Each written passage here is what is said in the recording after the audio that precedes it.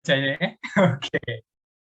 Iya, mantap. Oke, teman-teman semua. Wah, aku senang banget ya. Hari ini kita datang kumpul bareng-bareng kalian Mita. Aku lihat nih ada 60 juta partisipan ya. Waduh, banyak banget. Keren banget. Hari ini kita bareng-bareng buat dengerin Dama dan sharing-sharing terkait topik yang menurut aku cukup hot dan relatable nih ya. Kita hari ini bakal bahas tentang mental health yang kalau aku nggak salah nih banyak dari teman-teman KMB yang udah datang nih kayaknya relate banget nih kan.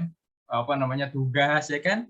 Sekolah mungkin buat teman-teman yang udah di luar kuliah pun pasti ada cerita yang bisa di-share nih. Apalagi topik hari ini kita sharingnya tuh nanti bareng sama Bante sama Subo, ada juga Ko Gavinggoy, dan juga ntar dipandu oleh Ko Frankie untuk melihat mental health dalam perspektif Buddhism.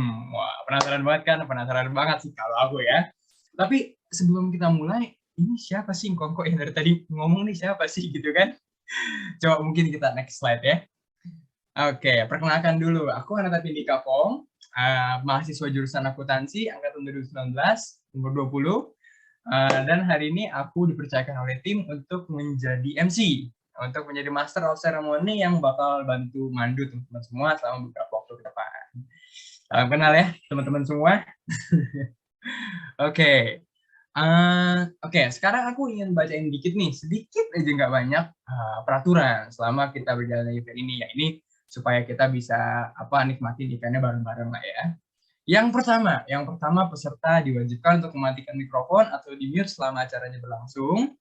Kemudian jika ada pertanyaan yang ingin ditanyakan, boleh banget langsung dituliskan di fitur chat Zoom dengan formatnya saya ingin bertanya, bla bla bla gitu pertanyaannya ya. Kemudian setelah penyampaian materi nanti diharapkan ya nggak apa-apa. Diharapkan untuk tidak ada yang memotong pembicaraan, kemudian tidak diperbolehkan untuk berkomentar di luar materi, karena nanti kita berdiskusi seputar materi aja kurang lebih gitu ya. Peserta kemudian juga diharapkan untuk menggunakan pakaian yang sopan dan juga mungkin yang bisa on cam, yang belum on cam silakan untuk menyalakan kameranya dan dipakai di virtual background yang udah disediakan oleh panitia yang keren banget yang seperti yang aku pakai ya gitu. Oke, kurang lebih begitu aja rulesnya. Kemudian untuk selanjutnya aku minta waktu sedikit untuk mewakili tim semua untuk mengucapkan banyak-banyak terima kasih kepada media partner yang telah bekerja sama untuk menyukseskan event kita hari ini. Khususnya untuk KMB Asoka Wadana, KMB Pramulita, KMB Universitas Indonesia, Buddha Dharma Open Chat, Buddhist Worship, KMB Universitas Diponegoro, KMB Universitas Pancasila, KMB Institut Pertanian Bogor, KMB Dhamma Universitas Muda Mulia, KMB Damasena, KMB Dhamma Cakapodomoro University, Midway Buddhist, KMB Tiradharma Universitas Gunadarma, KMB Wirya Dhamma, KMB Dhamma Wadana, dan Gema Kebijaksanaan. Ya, semoga hubungan kerjasama kita dapat terus mengembangkan penyebaran budaya Dhamma kepada semua makhluk ya. Sadu, sadu, sadu.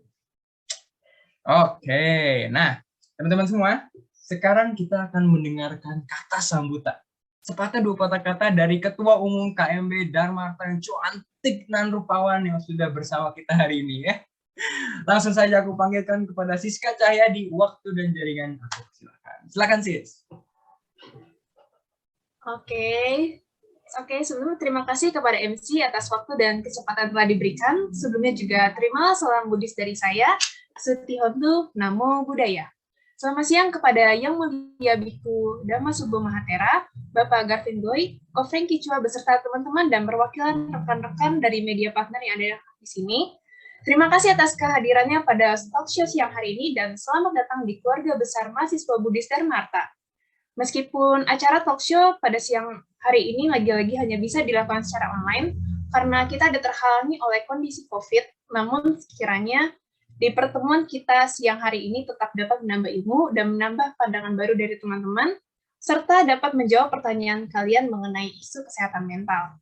Juga tanpa berlama-lama lagi, sekiranya sekian kata sambutan dapat saya berikan. Stay safe buat teman-teman semua. Suti Hontu, Namo Buddhaya. Untuk waktu dan tempat, saya kembalikan kepada MC. Namo Buddhaya. Thank you Siska atas kata sambutan yang luar biasa. Wah, mantap ya teman-teman semua. Nah, oke.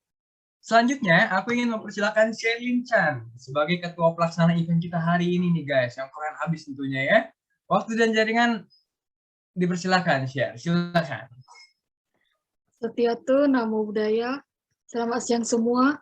Pertama-tama saya ucapkan terima kasih kepada semua panitia acara yang telah bekerja keras dalam menyelenggarakan acara hari ini. Dan juga saya ucapkan terima kasih kepada pembicara kita hari ini, yaitu Yang Mulia Bante Dhammasubho dan Pak Garvin Goy, yang telah meluangkan waktunya untuk mengisi acara hari ini. Saya juga ingin berterima kasih untuk semua peserta yang telah hadir di acara hari ini. Semoga acara hari ini dapat bermanfaat bagi kita semua. Akhir kata saya ucapkan Satyatu Namo Buddhaya. Terima kasih. Namo Buddhaya. Thank you Sherlyn atas kata sambutannya. Wah, mantap. Oke, kita sudah disambut untuk memulai acaranya ya. Teman-teman semua. Nah, hari ini kita sudah kedatangan moderator yang keren abis nih. Teman-teman juga mungkin udah pada kenal nih. Beliau merupakan seorang public speaker dan mentor. Beliau juga merupakan lulusan dari KBUI serta country winner sebagai Indonesia Representative for PNG CEO Challenge Asia Pasifik 2019 lalu. Beliau juga dikenal sebagai author dari buku Jendela Inspirasi, Waktu dan Jaringan. Aku persilakan kepada Ko Frankie Chua. Berikan tepuk tangan yang super meriah teman-teman semua. Over to you, Ko Frankie. Halo Pindika. Oh. Apa kabar? Baik kok, luar biasa. Koko sendiri gimana kok? Baik, fisik, mental, emosional, baik ya semuanya ya. Karena sekarang harus lengkap nih Pindika. Kalau ngomong kita nggak cuma fisik aja nih, masuknya ke mental dan emosional. Dan itu pas banget dengan topik yang mau kita bawakan pada siang hari ini. Oke. Untuk teman-teman semua, di sini marilah sama-sama kita bersikap anjali ya. Saya salam hormat dulu untuk Yang Mulia Bante Dhammasubho Mahathera, Ko Garvin, teman-teman panitia ya, Ketua KMB, ada Siska, Sherlyn, Pindika, dan teman-teman semua. Terpujilah Guru Agung kita, Sang Buddha. Salam bahagia, Sotihoto, Namo Buddhaya. Terima kasih banyak atas kesempatan yang telah diberikan di sini. Senang sekali ya, karma baik bisa berkumpul sama teman-teman di sini untuk sama-sama nih kita sharing dan belajar bersama untuk topik yang sangat menarik sekali yang hari ini adalah Am I Okay? Mental health in Buddhist perspective. Nah, ini bagus banget. Seperti yang tadi Pindika udah bilang, sangat relate sekali dengan kehidupan kita.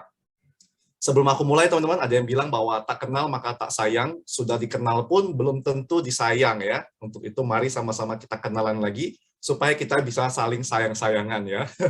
Bercanda, teman-teman. Jadi nama aku Frankie Chua, teman-teman. Tapi sebenarnya di akte kelahiran tuh hanya Frankie titik C, teman-teman. Tapi ya C-nya itu adalah marga.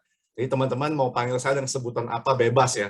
Mau panggil saya Frankie Cakep, nah itu boleh tuh. Kamsya ya. Mau panggil Frankie Capcay, ya itu bebas lah teman-teman. Asal jangan satu ya. Jangan bilang Frankie Chihuahua. Jangan ya teman-teman, itu teman kita yang lain. Yang satu lagi. Tapi saya bersyukur Bante Jaimedo bilang ke saya, Frankie, nama kamu tahu nggak apa? Oh, apa Bante? Frankie Cuan. Waduh, Kamsya Bante. Satu. Saya didoain Cuan nih sama Bante Jaimedo. Dan juga teman-teman di sini karena kita semua serba online ya, Pindika juga online, kita semua serba online.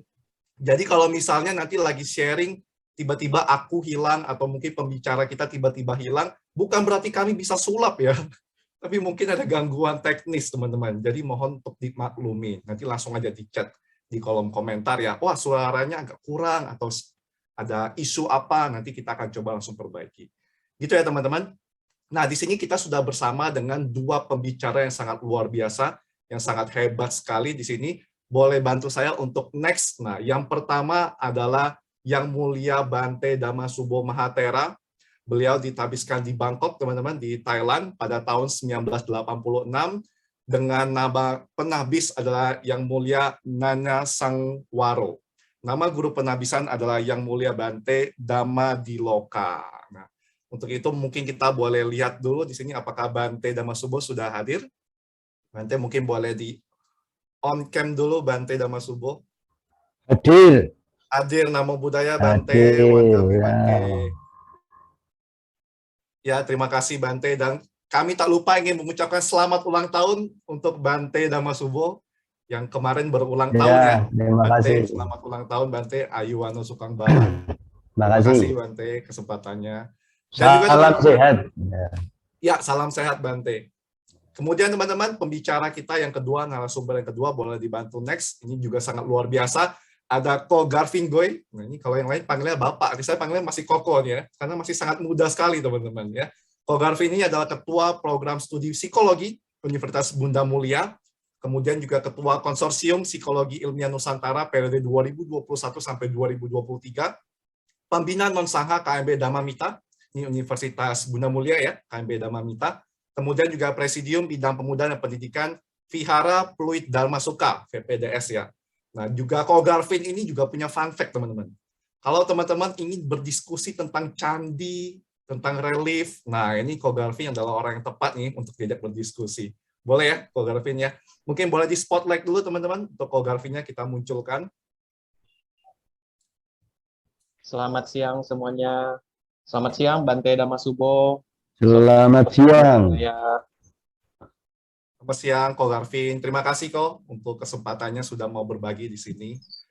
Nah, teman-teman semua, ini sangat menarik sekali. Jadi di sini kita langsung mulai aja ya, teman-teman. Di sini pemaparan kita akan berdiskusi bersama selama kurang lebih 45 menit. Di awalnya, saya akan memberikan beberapa pertanyaan kepada Bante dan juga kepada Ko Garvin untuk dapat diuraikan nih, dipaparkan kepada kita semua terkait dengan materi kita atau topik kita yang dipilih panitia, yakni Am I okay? Apakah saya baik-baik saja? Wah, apakah saya baik-baik saja?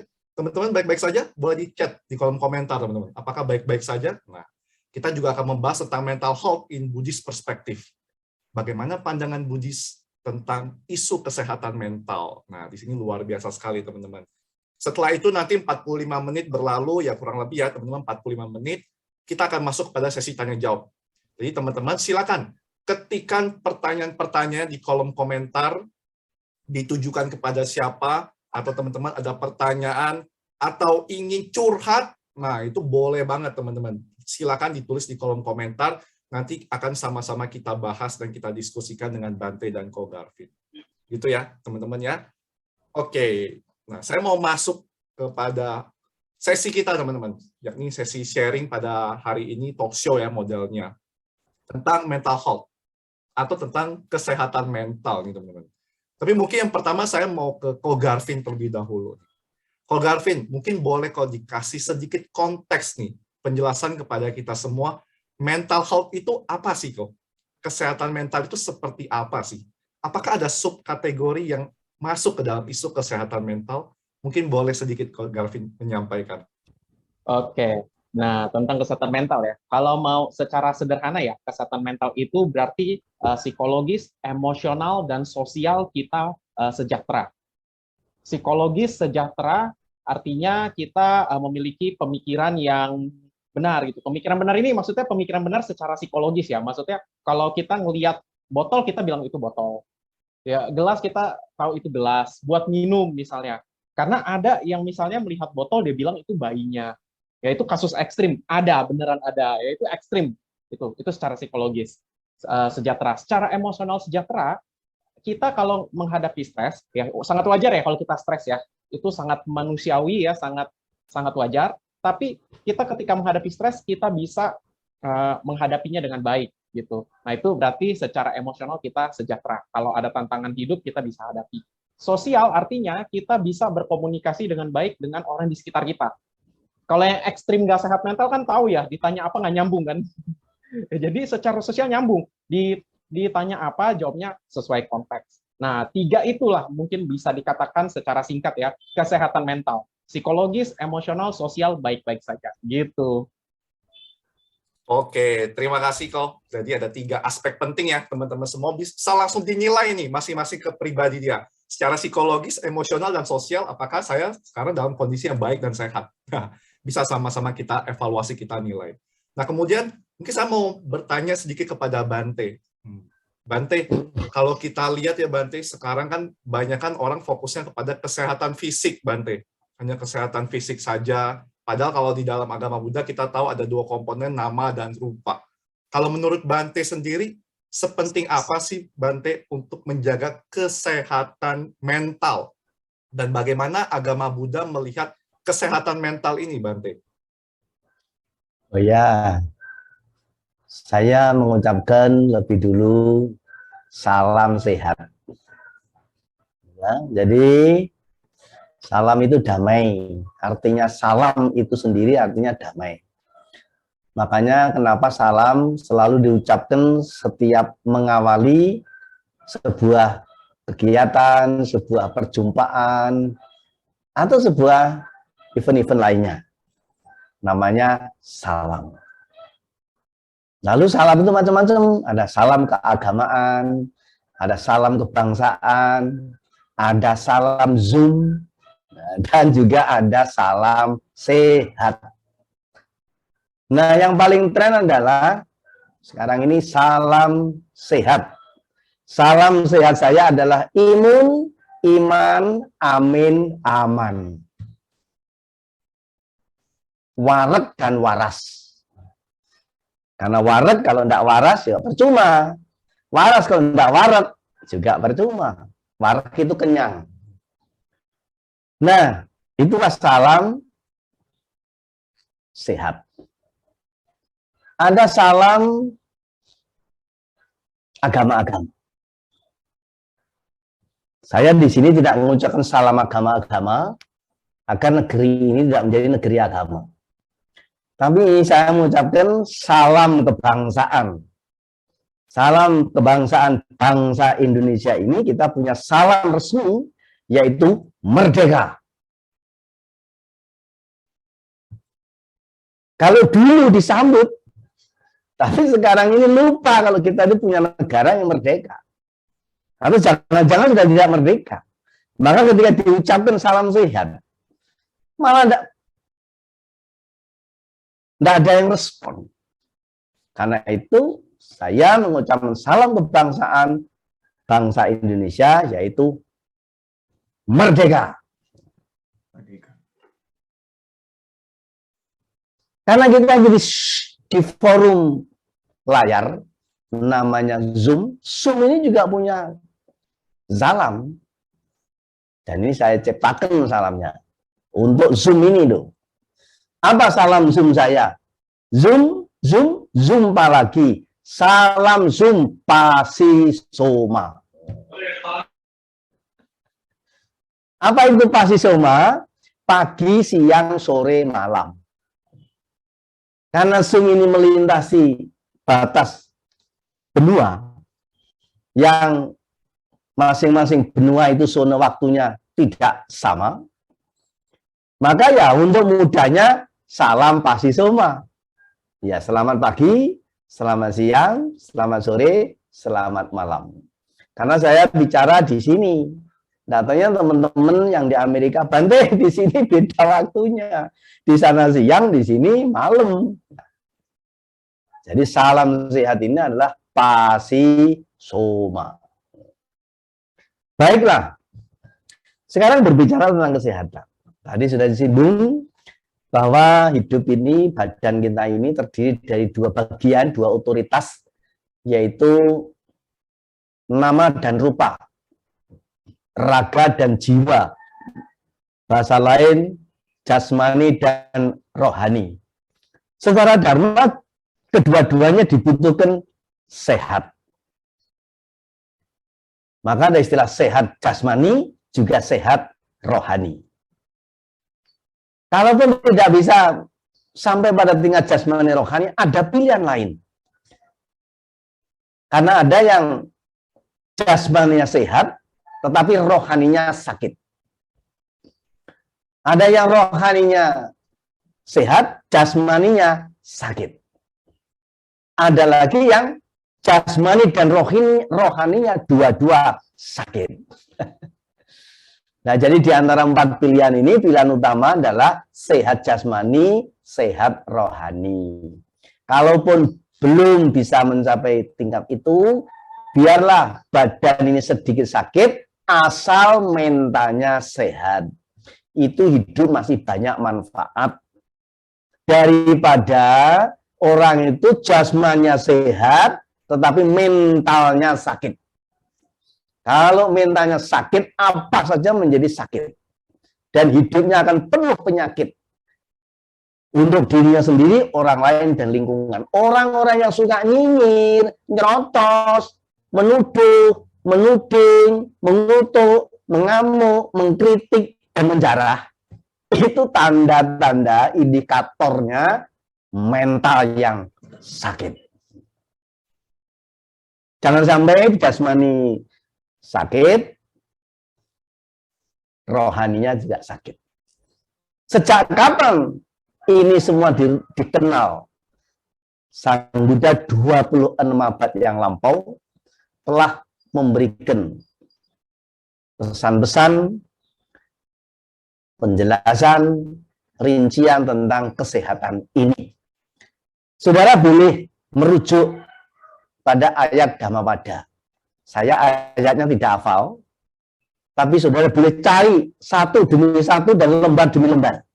Kalau saya tunjuk nanti Anda hanya baca satu bait itu. Jadi saya tidak hafal apa.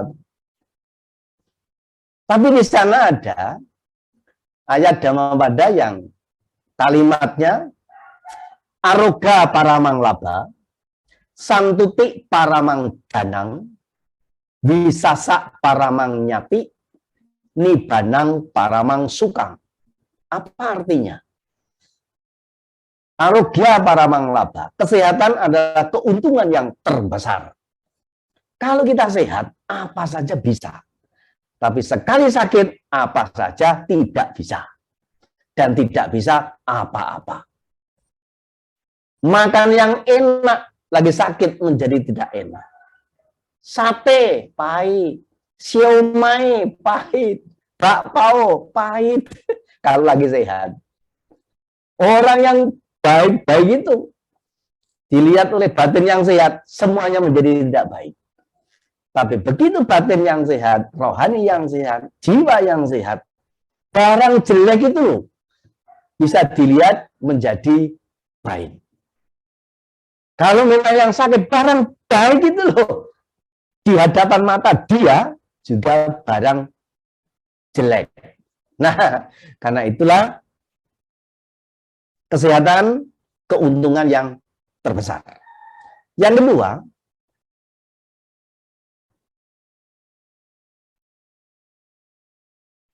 santuti paramang danang. Kepuasan adalah harta yang berharga. Orang kalau sudah memburu namanya puas, ada istilah biar tekor asal kesohor. Tetapi secara dharma kepuasan itu ada 5 pilihan. Satu, ada puas karena menerima hadiah. Yang kedua, puas karena bisa mengalahkan musuh. Yang ketiga, puas karena bisa menghukum musuh. Yang keempat, puas karena bisa membunuh musuh. Dan yang kelima, puas karena bisa memberi hadiah. Bisa membagi-bagi hadiah.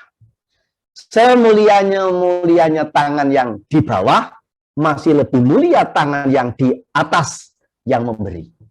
Bahasa bisik alam bertutur hukum, barang siapa memberi, mendapat lebih banyak. Meliputi pemberian baik atau buruk, sama hukumnya. Karena itulah bagi mereka yang mengerti, memilih gemar memberi daripada meminta-minta. Tanda-tanda peminta-minta itu belum apa-apa sudah mendowngrade mentalnya. Karena orang peminta-minta itu mesti harus memelas. Suaranya saja harus dibuat minir. Halo kok, dari kemarin saya belum makan. Nggak gitu dah, dibuat minir suaranya. Tapi kalau kita yang mau traktir, ayo ikut saya. Habisi semua, gua yang bayar. Loh, gagah loh. Itulah tanda-tanda puas yang sehat. Yang ketiga adalah wisasa paramang nyati. Wisasa paramang nyati artinya kepercayaan adalah saudara yang terbaik. Maka orang tua-tua dulu mengatakan, nak, kepercayaan itu uang. Maka pakainya harus hemat. Sebab kalau hidup sudah kehilangan kepercayaan, sudah tidak dia dipercaya, hidup ini tidak ada harapan. Karena itu jaga dengan baik kepercayaan itu. Kalau sudah memiliki trust, sudah dipercaya, harus dirawat dengan baik. Karena itu akan menjadi dunia yang luas dalam gerak kehidupan kita dengan modal kepercayaan. Yang keempat, nibanang paramang sukang. Nibana yang tertinggi. kebahagiaan tertinggi. Berhentinya niat jahat adalah kebahagiaan yang tertinggi. Oleh karena di sini berbicara masalah sehat, maka saya akan memenuhi pertanyaan saudara Andika tadi. Menurut Bante bagaimana? Ya, saya tidak hanya menurut saya, ya menurut Sang Buddha. Ya, kesehatan. Sang Buddha menyoroti tentang kesehatan, membedah tentang kesehatannya ada 3 otoritas. Sama dengan tadi Bung Franky. Garwin ya? Oh ya, Garwin. Ada 3 otoritas tentang kesehatan secara dharma. Apa itu? Saya carikan bahasa lokal. Biar tidak usah mikir 2 kali. 1, sehat jasmani. Yang 2, sehat rohani. Yang 3, sehat lingkungan. Apa ciri-cirinya? Sehat jasmani, tanda-tandanya kuat makan, kuat minum, kuat tidur. Jadi selama saudara masih bisa menjadi pasukan sabar, sapu bersih, jangan sampai ada makanan tersisa, itu hanya sehat jasmani. Yang kedua adalah sehat rohani. Kalau orang hanya sehat jasmani, nggak sehat rohani, berbahaya. Bayangkan kalau ada kurang kuat makan, kuat minum, kuat tidur, lalu mentalnya sakit. Apa nggak membahayakan banyak pihak? Dunia terjadi perang, itu karena ada yang sakit di bagian sana. Ada ketidakpuasan karena memberi. Kepuasan karena mengalahkan musuh, menghukum musuh, dan membunuh musuh. Karena itu dibutuhkan selain sehat jasmani, sehat rohani. Dan yang ketiga ada sehat lingkungan. Apa indikatornya, apa tanda-tandanya sehat lingkungan? Kalau bisa diterima oleh banyak kalangan, itu tandanya sehat lingkungan. Kalau ditolak sana-sini, tidak bisa join dengan lingkungan, itu artinya ada yang missing, ada yang salah, ada yang kurang, ada yang tidak sehat, ada aroma yang menyengat, sehingga lingkungan itu menolak.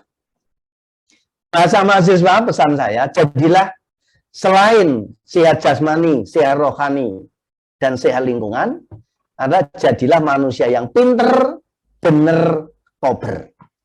Pinter secara keilmuan, secara intelektualitas. Bener artinya bisa diterima oleh banyak kalangan. Kober artinya care, peduli, entengan, punya responsif positif dimanapun kita berada. Karena masa kini banyak orang yang kehilangan kepedulian. Banyak yang kehilangan responsif. Karena sibuk dengan mencari touch setiap saat. Anak-anak saya dipanggil sama papi maminya, "Dek, tolong datang sini." Tidak ada responnya. Kalau berespon, hanya dengan bahasa lisan, tidak dengan bahasa tubuh. Bahasa tubuh yang respon kan menoleh. Tapi dia biasanya nih, "Ayo dek, cepet dek." Entar, itu enggak menoleh. Ini artinya begitu tanda-tanda kehilangan responsif, kehilangan kepedulian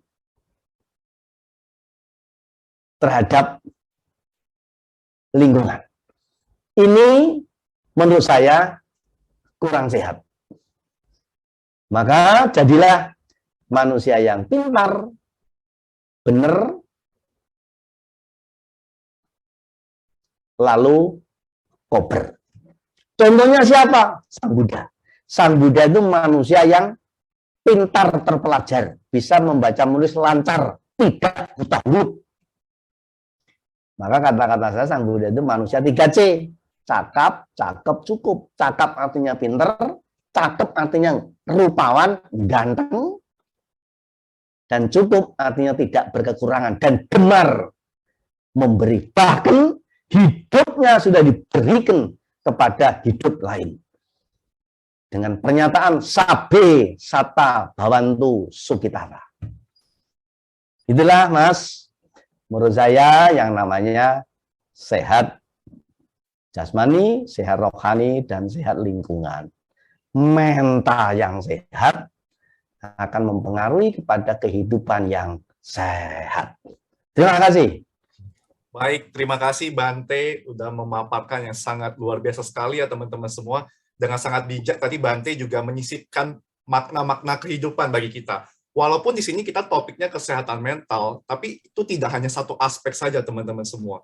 Ada 3 aspek yang tadi Bante telah terangkan, sehat jasmani, rohani, dan juga sehat secara lingkungan. Jadi ini tidak terpisahkan.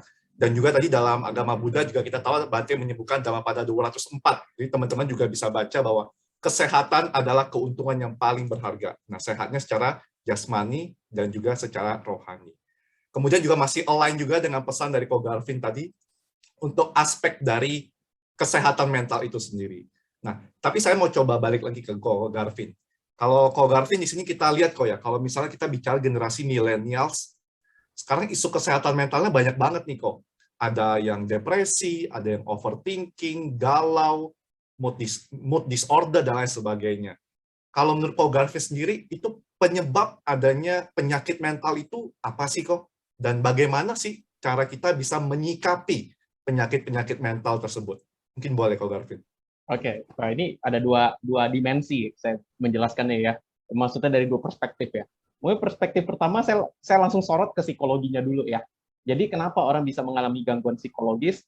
Kalau ngomongin gangguan psikologis itu pasti berkaitan dengan pemikiran dan juga dengan aspek neurologis atau biologi lah kalau mau simpelnya gitu ya. Maksudnya apa? Misalnya ketika kita mengalami masalah hidup yang berat gitu.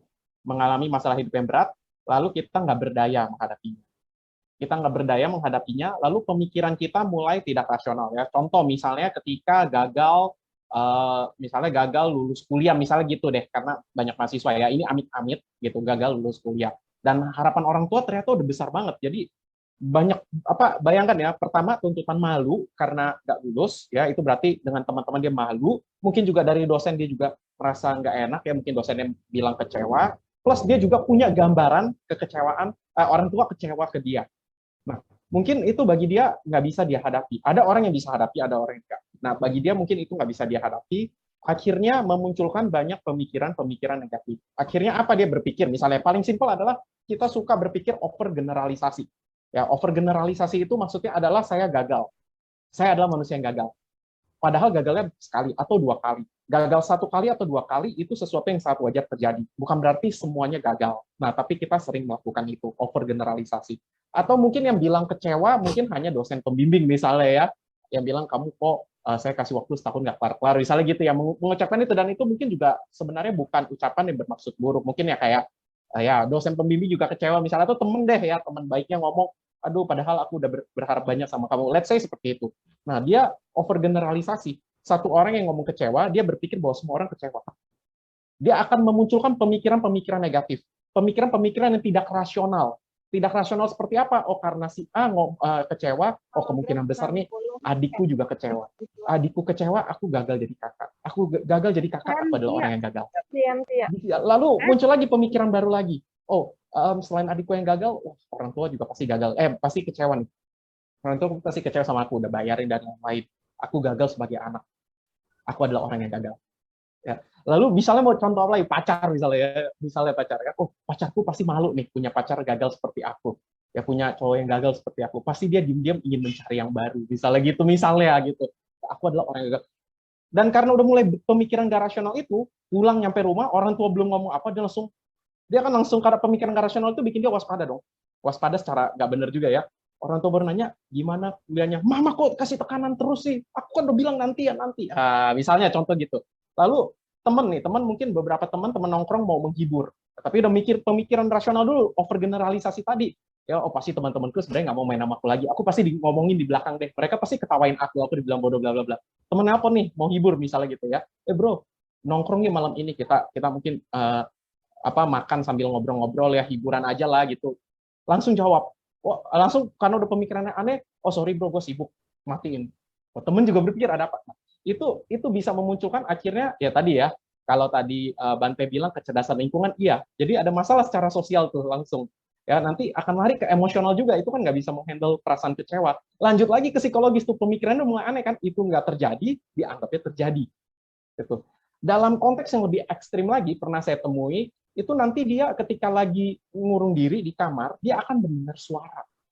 Suara yang sebenarnya proyeksi dari pemikiran dia yang nggak rasional itu. Jadi dia seolah-olah mendengar ada yang lagi menghina dia. Ini true story ya, beneran terjadi, bukan karangan.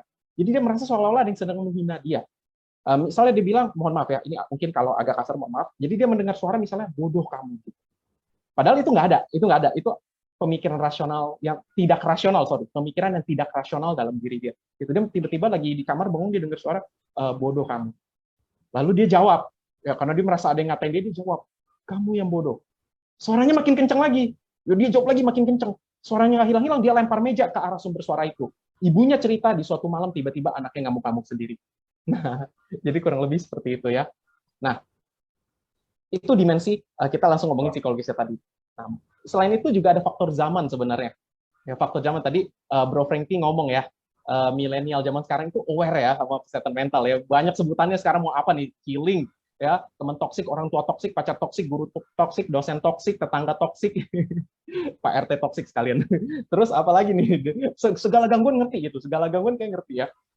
Menariknya, saya kuliah psikologi sekian belas tahun yang lalu, waktu saya masih mahasiswa psikologi, saya dan teman-teman saya yang adalah mahasiswa psikologi juga sama sekali hampir tidak pernah berbicara, teman gue toksik nih, gimana ya? Orang tua gue toksik nih, gimana ya? Dosen ini toksik, gimana? Kita nggak pernah berpikir untuk melabel orang lain sebagai toksik atau beracun. Ya, itu nggak pernah kita lakukan.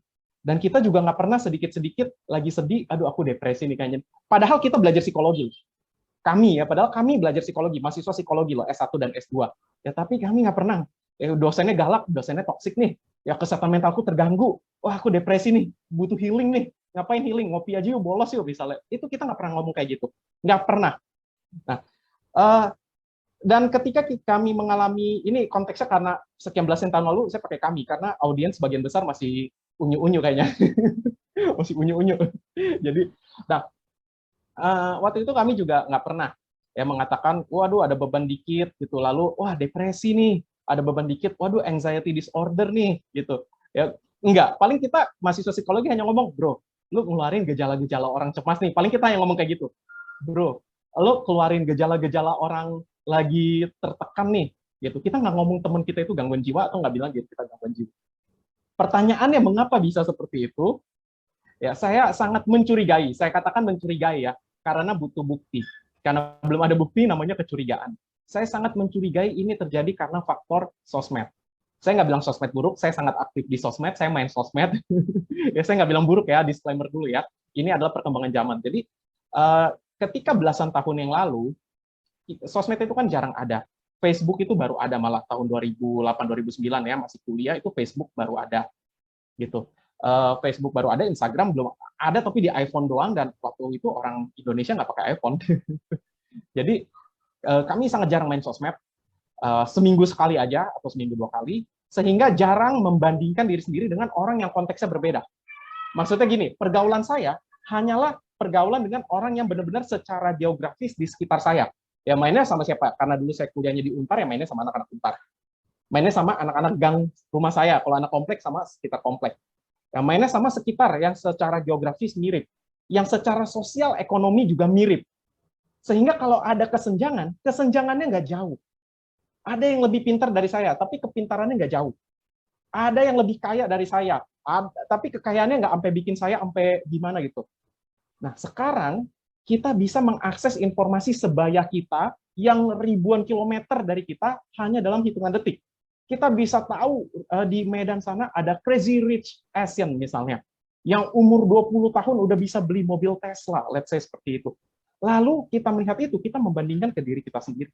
Aku umur 20 tahun beli McDonald aja minta dibeliin gitu. Misalnya let's say ya, zaman sekarang nggak beli McDonald lagi sih ya.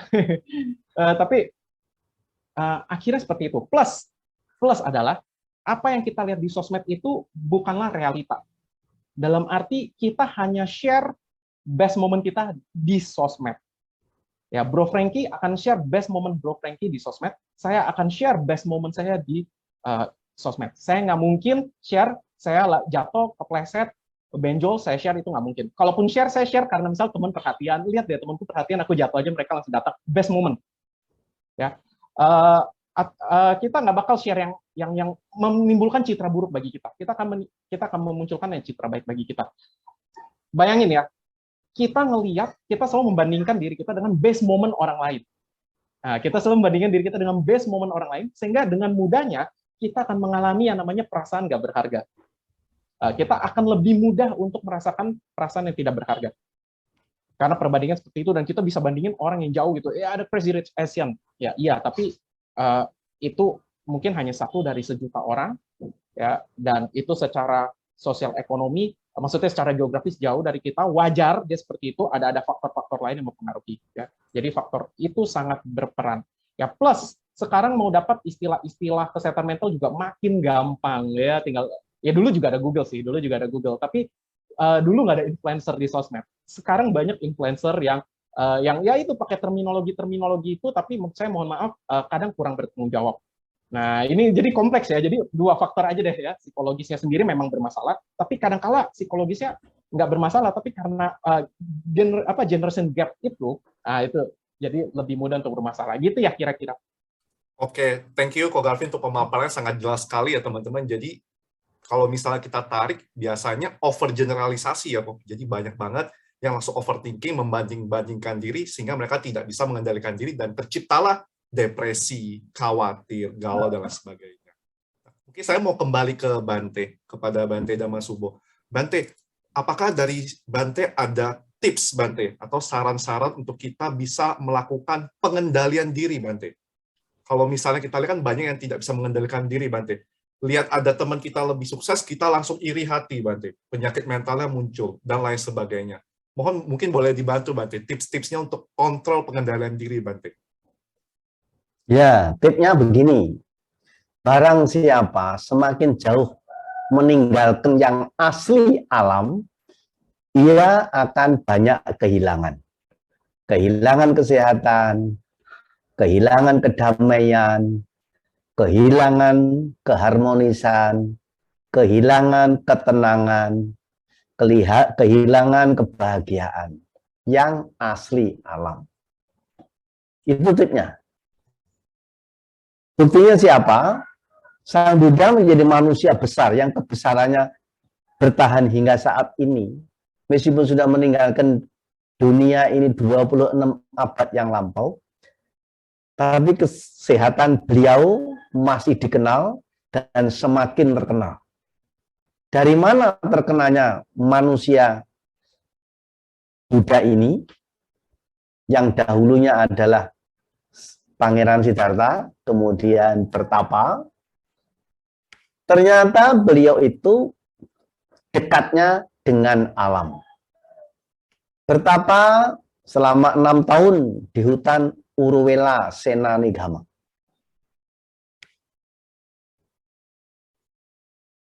Kemudian duduk bermeditasi di bawah pohon.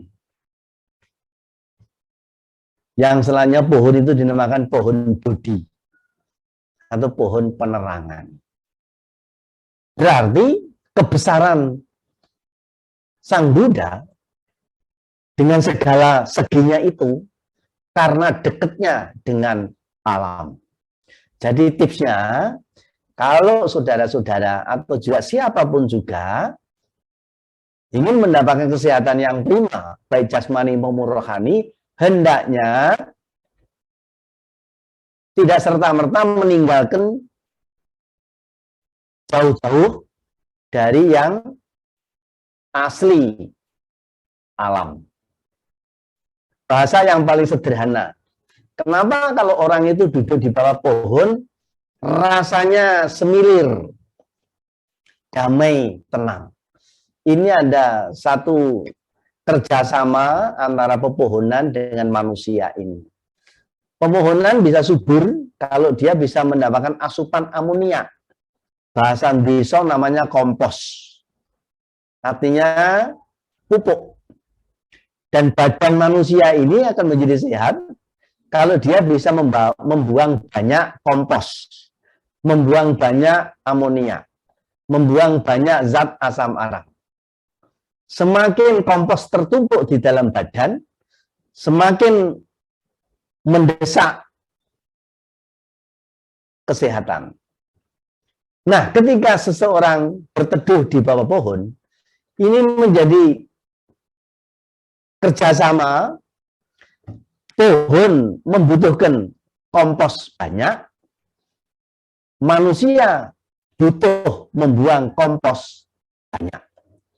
Maka sama-sama sejuk-sejuknya udara yang asli alam berbeda dengan sejuknya udara buatan.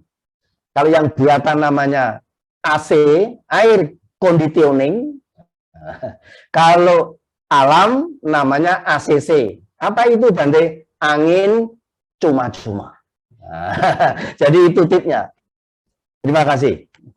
Oke, terima kasih Bante. Jadi kembali ke alam nih teman-teman semua, ada harmoni dan sinkronisasi antara diri kita dengan alam. Jadi kita bisa jadi lebih tenang nih teman-teman. Ketika ada sesuatu datang pada diri kita, bukan tentang apa yang terjadi, tapi bagaimana kita meresponnya. Kalau tadi Bante udah memaparkan, seperti Sang Buddha tuh, kembali ke alam, kita tenang, nanti lebih fresh lagi, baru bisa sinkron lagi. Menarik banget. Nah, buat teman-teman semua, Ibu Bapak, rekan-rekan sedama, kalau ada pertanyaan, boleh diketikkan di kolom komentar ya. Nanti akan setelah sesi ngobrol-ngobrol ini, akan masuk ke sesi tanya-jawab. Nah, kemudian mungkin saya mau balik lagi ke Ko Garvin nih. Kan Ko Garvin dari sisi psikologinya, kok udah ada belajar secara teoretikalnya seperti apa. Nah, kalau misalnya ada teman atau rekan atau kerabat kita yang sedang mengalami isu kesehatan mental, kita sebagai orang lain yang tidak mengalami hal tersebut, gimana baiknya kita merespon ataupun memberikan tanggapan kepada mereka kok? Oke. Nah, biasanya ketika ada orang lain yang mengalami isu kesehatan mental, karena kita nggak bisa berada di posisi mereka, biasanya kita biasanya yang muncul adalah kata-kata yang nggak enak ya. Beberapa orang mungkin bilangnya gitu aja, gitu doang, atau gimana gitu. Nah, yang pasti pertama-tama adalah kita jangan tidak memvalidasi. Ya, jangan tidak memvalidasi bukan kata yang baik. Jangan invalidasi mereka. Invalidasi itu artinya jangan mengatakan kalau mereka terlalu lemah. Jangan katakan bahwa kesedihan mereka itu bohongan. Jangan katakan bahwa masalah mereka itu bohongan gitu. Itu akan semakin memberikan masalah serius ya. Karena mereka ketika mereka mengalami kesedihan, yang mereka butuhkan itu adalah penerimaan. Ya, tadi kalau saya katakan di awal, faktornya adalah kita lebih mudah membandingkan diri kita dengan best moment orang lain. Karena orang lain nggak share pengalaman buruk dia. Sedangkan kita tahu pengalaman buruk kita bandingkan dengan best moment orang. Di sana ada muncul gap antara diri sendiri yang sesungguhnya dengan diri sendiri yang diharapkan. Diri sendiri yang diharapkan itu maksudnya ya kita pengen jadi kayak Crazy Rich Asian itu misalnya, kita pengen punya prestasi ini itu seperti yang dibagikan orang lain, misalnya muncul gap. Karena muncul gap itu kita nggak bisa menerima diri sendiri. Nah, ketika kita nggak bisa menerima diri sendiri, kita cerita ke orang-orang terdekat kita dengan harapan mereka mungkin bisa mendengarkan ya atau at least memberikan penghiburan, mereka juga mengatakan, lo gitu aja lemah banget gitu. Itu akhirnya dia semakin tidak menerima diri sendiri. Kenapa? Ya dua faktor, dua kemungkinan. Yang pertama, ternyata aku selain tadi itu benar aku lemah ya. Itu dapat validasi kelemahannya. Yang kedua, ternyata perasaanku ini nggak penting ya. Jangan-jangan aku memang benar-benar tidak berharga. Nah, itu bisa muncul pemikiran itu. Karena kenapa perasaannya ternyata nggak dianggap penting, apalagi oleh orang-orang terdekatnya. Nah, dua hal itu ya berbahaya. Makanya ketika ada orang terdekat kita, keluarga atau teman misalnya mengalami isu kesehatan mental lalu bercerita, yang kita lakukan adalah mendengarkan. Ya, minimalkan penilaian maksudnya lemah, kuat ya.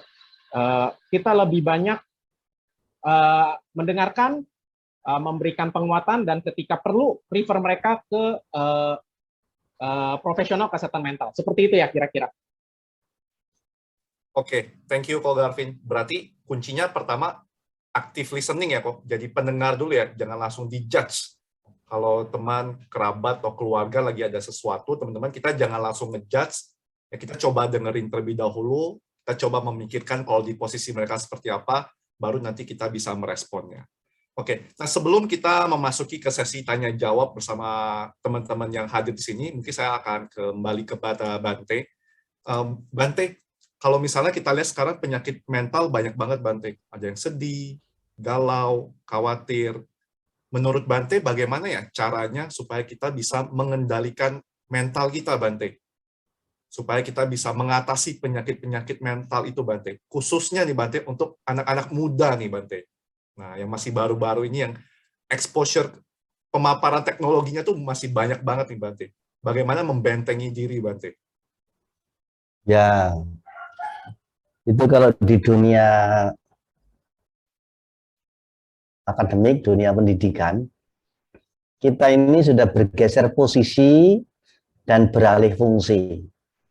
Kalau pendidikan, sekolah, perkuliahan itu sebetulnya dulu kan melatih keterampilan berpikir. Nah, sekarang menjadi target kepintaran. Sehingga kalau tidak pinter, jadi minder.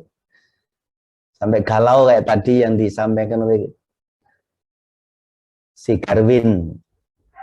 Bahkan di BINUS Alam Sutra, ada anak mahasiswa yang terjun bebas dari lantai keberapa.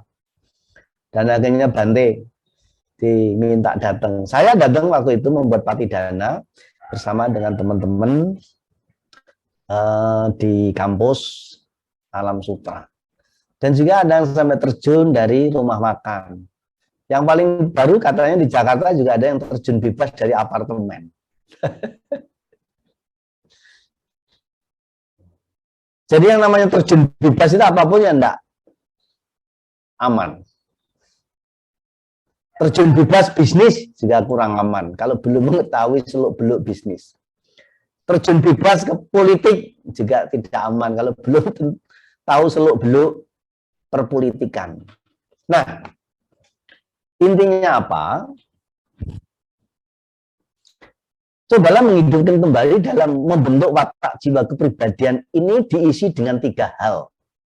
Satu namanya kognitif, yang kedua namanya afektif, dan yang ketiga namanya normatif. Itu yang saya tahu.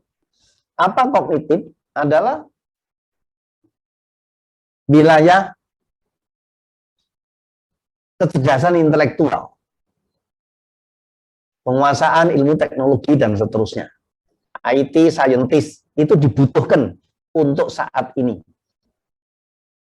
Dan mungkin ke depan. Yang kedua, afektif itu adalah ilmu kejiwaan, ilmu kemanusiaan. Kita ini sebagai manusia, ada ilmunya manusia itu. Nah, kalau kita hanya memburu secara saintis, secara IT, secara teknologi, itu ilmu mesin. Lupa kita sebagai manusia. Nah, kalau manusia bekerja dengan mesin sepenuhnya, akan ikut caranya mesin. Sedangkan mesin tidak mempunyai perasaan. Karena itu belajarlah ilmu manusia. Apalagi kita sebagai makhluk hidup manusia. Manusia, manusa, manuso. Ini bahasa Dharma. Artinya terdiri dari 2 suku kata, mano dan usa. Mano artinya pikiran, usa artinya tinggi. Jadi makhluk manusia itulah yang mempunyai daya pikir tinggi dibanding dengan makhluk-makhluk lainnya. Kalau kita sudah memiliki itu lalu tidak digunakan, salahnya siapa? Maka belajarlah ilmu manusia. Bergaulah dengan banyak manusia. Orang tua-tua dulu mengatakan, nak, sahabat itu sama dengan nasi. Artinya kalau seseorang itu bertambah 1 sahabat, sama dengan bertambah 1 piring nasi. Maka kalau banyak sahabat, tidak sulit mendapat makan. Kalau tak percaya, nggak usah kerja. Perbanyaklah persahabatan. Tiap hari nggak usah masak, cukup membuat jadwal kunjungan. mengunjungi teman-teman pas jam-jam makan. Masa nggak ditawari makan sama teman-teman kalau memang orang baik? Karena itulah orang tua-tua dulu pada zaman lama bagaimana membangun hubungan humaniora, hubungan antar manusia. Itu dibangun dengan sangat prima. Yang ketiga adalah normatif, itu wilayah batiniah. Yang dirembuk di sini adalah wilayah mentalitas. Boleh kita pintar, terpelajar, ahli di bidang IT. Nah, lalu punya wilayah persimpangan pada wilayah manusia. Persimpangan mana? Wilayah spiritual batiniah dan wilayah IT. Saintis, teknologi, kognitif. Artinya apa? Marilah kita memadukan sebagai manusia ini mengisi dirinya sendiri kemampuan penguasaan IT teknologi, saintis, juga jangan lupa mengisi yang namanya rohani, mental, jiwa. Memang orang-orang masa kini boleh dibilang milenial ini bedanya dengan kolonial. Saya juga pernah diajak bertemu.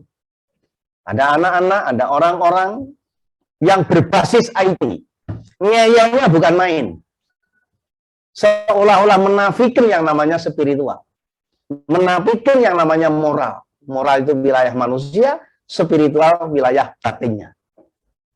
Saya juga berusaha menyampaikan sama-sama bersikukuh. Saya merasa begitu pentingnya moral dan spiritual. Mereka juga ngeyel kelebihannya IT scientist. Tapi ternyata moral dan spiritual masih punya kelebihan 1 bahkan 2 digit. Apa bukti terakhirnya? Orang yang menghamba pada IT, begitu IT terganggu, seolah-olah dunia tutup menjadi gelap gulita dan tidak bisa hidup tanpa IT.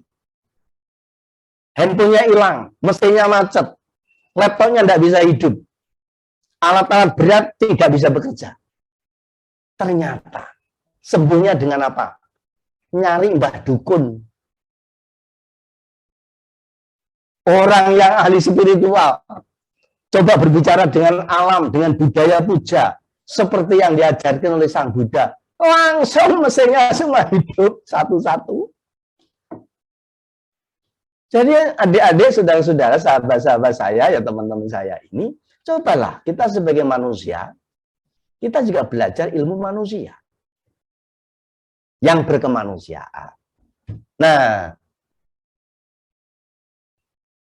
bahasa teknisnya adalah kognitif, afektif, dan normatif. Memang pola jam belajar satu waktu memberi porsi banyak pada penguasaan kognitif, materi kognitif. Lebih sedikit untuk afektif, dan kadang-kadang tidak terpikir secara tentang normatif. Akhirnya apa? Orangnya memang pintar, terpelajar, tetapi juga kurang ajar. Dan orang yang tidak mempunyai kekuatan mental, biasanya mudah cengeng, mudah mengeluh, mudah apa? Maka ada bahasa. Kalau Pak Andri Wongso membahasakan begini, kalau saudara keras dengan hidup, saudara akan lunak dalam kehidupan.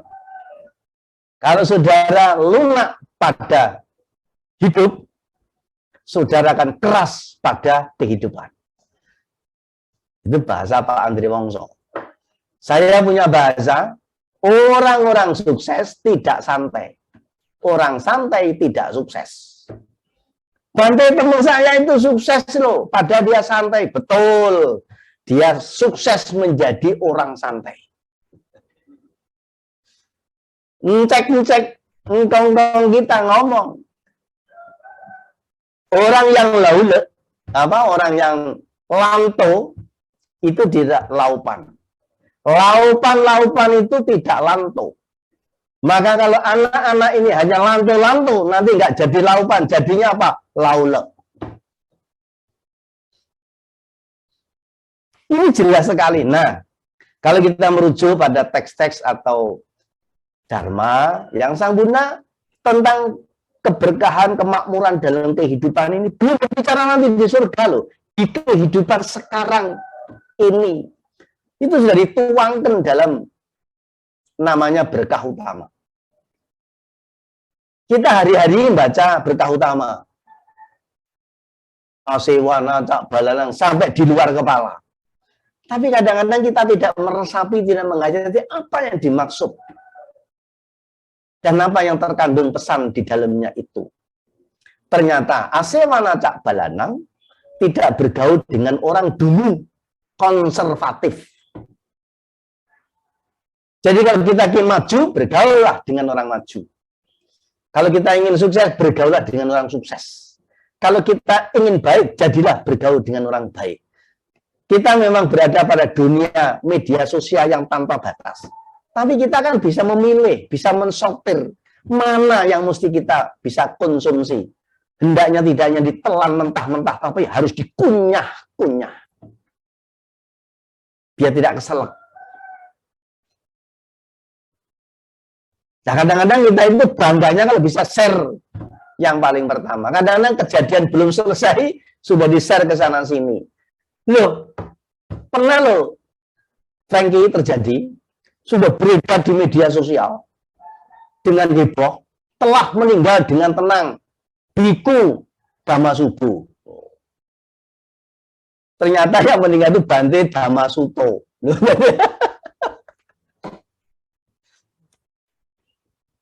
Nah, Asewana cak balanang tidak bergaul dengan orang dulu. Karena pergaulan itu akan mempengaruhi 75% pada kepribadian seseorang. Apa yang kita lihat, apa yang kita bisa ini, 75% dari melihat, mendengar, dan meniru. Maka pergaulan sangat berperan penting. Yang kedua, bergaulah pandita. Artinya kepada orang-orang yang mempunyai kelebihan, mempunyai kemampuan, mempunyai keahlian, mempunyai keterampilan. Sehingga kita bisa belajar dari sana. Ada satu istilah yang boleh dipakai, itu dari saya.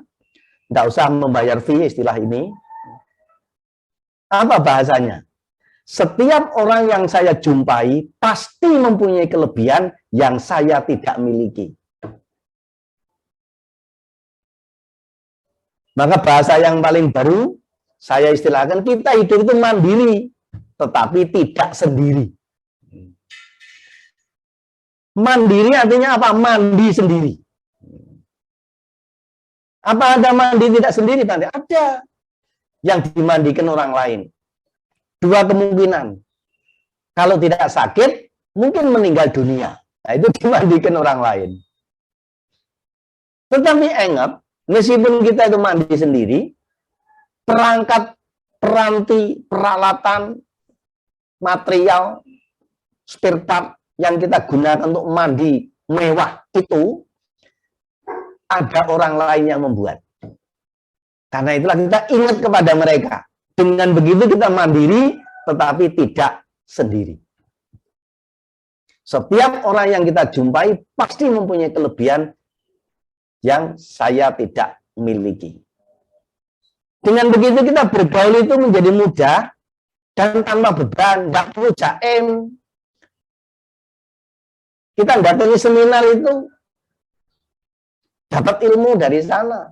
Apalagi gratisan, cari yang gratisan aja. Nah, yang ketiga, pujacak pujane anang, etang manggalang utama.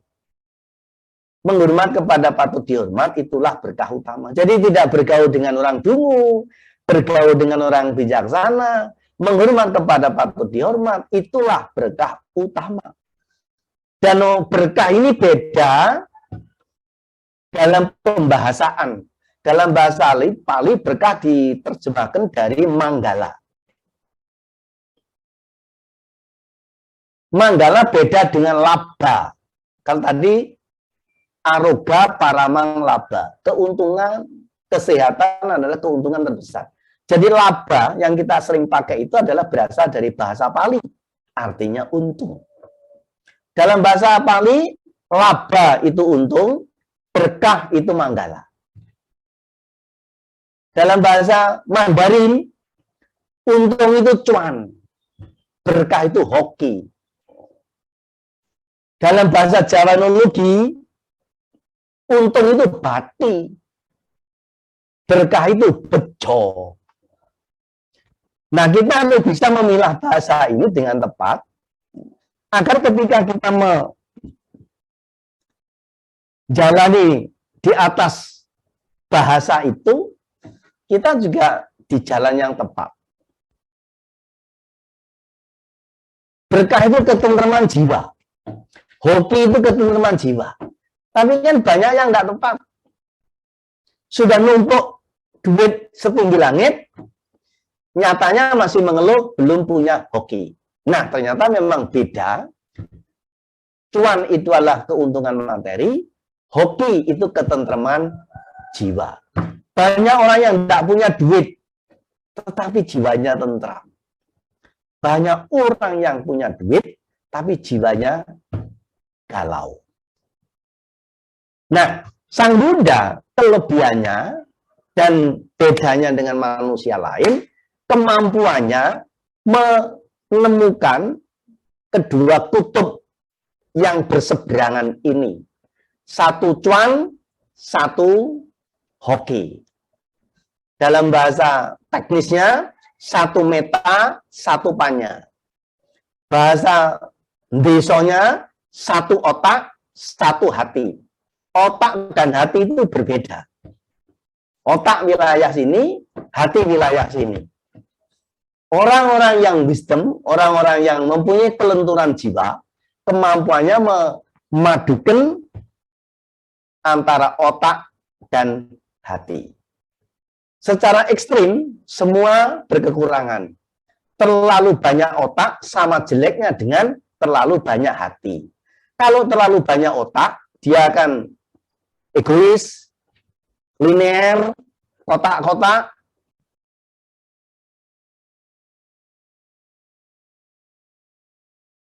Terlalu banyak hati, artinya orang bodoh berbaik hati. Melihat apa-apanya kasihan. Sehingga menolong, tapi dirinya menjadi korban. Tetapi kalau otak dan hati dipadukan secara seimbang, dia bisa menolong tanpa dirinya menjadi korban. Dia menolak, tetapi tidak menyinggung. Humor, tapi serius. Tapi kalau cuma hanya otak, serius, tapi lucu. Jadi humor itu serius, tapi serius itu lucu. Nah, Sang Buddha yang membedakan dengan manusia lainnya kemampuannya dalam hal ini. Sang Buddha itu intelek religius, menolak tetapi tidak menyinggung. Karena itulah bagi kepada siapa saja yang mampu menemukan dua kutub yang berseberangan ini, dia akan mempunyai nilai kehidupannya berbeda dengan kehidupan-kehidupan lainnya yang tidak mempunyai kemampuan menemukan dua kutub ini. Kutub intelektualitas dan kutub spiritualitas. Kita berada di tengahnya sebagai manusia. Karena itu belajarlah ilmu pengetahuan teknologi setinggi-tingginya yang dibutuhkan oleh masa kini dan seterusnya. tapi jangan lupa belajar ilmu manusia dan membekali diri dengan ilmu kebatinan. Rinciannya bagaimana? Nanti buka Zoom lagi. Terima kasih. Baik, terima kasih banyak Bante. Tadi sudah memberikan pemaparan pesan-pesan kehidupan teman-teman bagi kita semua.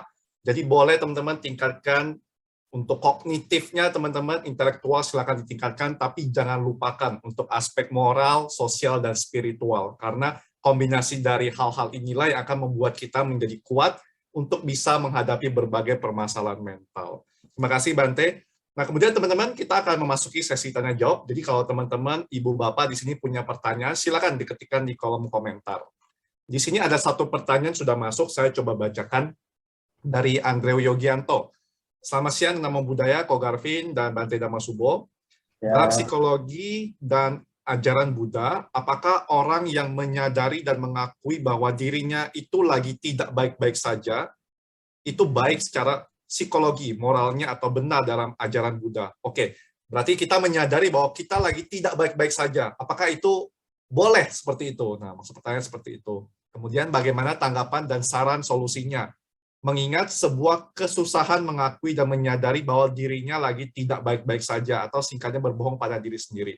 Oke, mungkin ini saya mau tujukan kepada Ko Garvin nih, untuk pertanyaan dari saudara Andre Yogianto. Bagaimana Ko Garvin? Apakah kalau misalnya kita merasa lagi tidak baik-baik saja, itu sah-sah aja?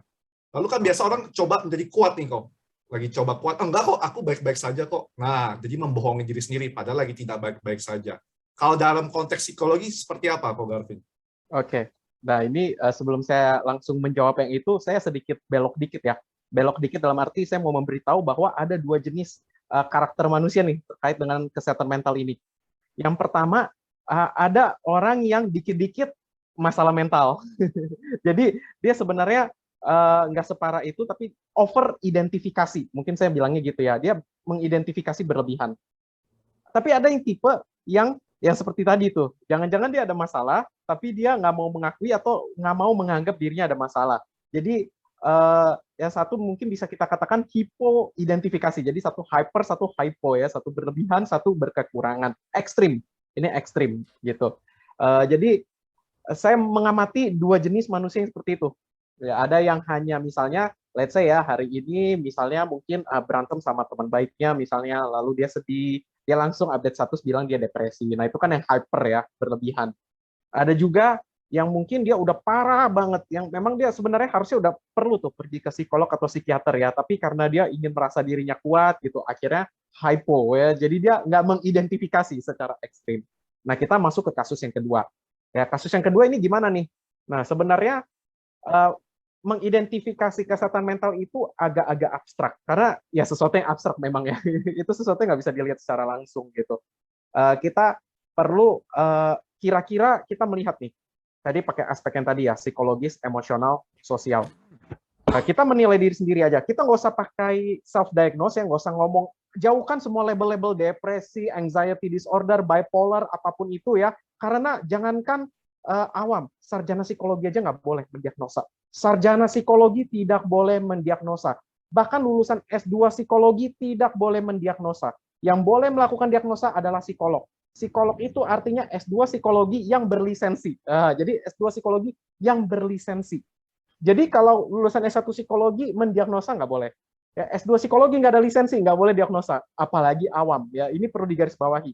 Jadi ketika ingin mengidentifikasi kesehatan mental diri sendiri, lepaskan dulu segala label gangguan-gangguan mental itu. Itu dilupakan dulu. Yang kita lakukan adalah kita identifikasi 3 domain ini. Psikologis, emosional, dan juga sosial. Apakah kita mulai mengalami, misalnya nih, pemikiran-pemikiran yang tidak rasional? Bisa tanya ke diri sendiri. Misalnya mencemaskan sesuatu. Yang dicemaskan itu ada nggak?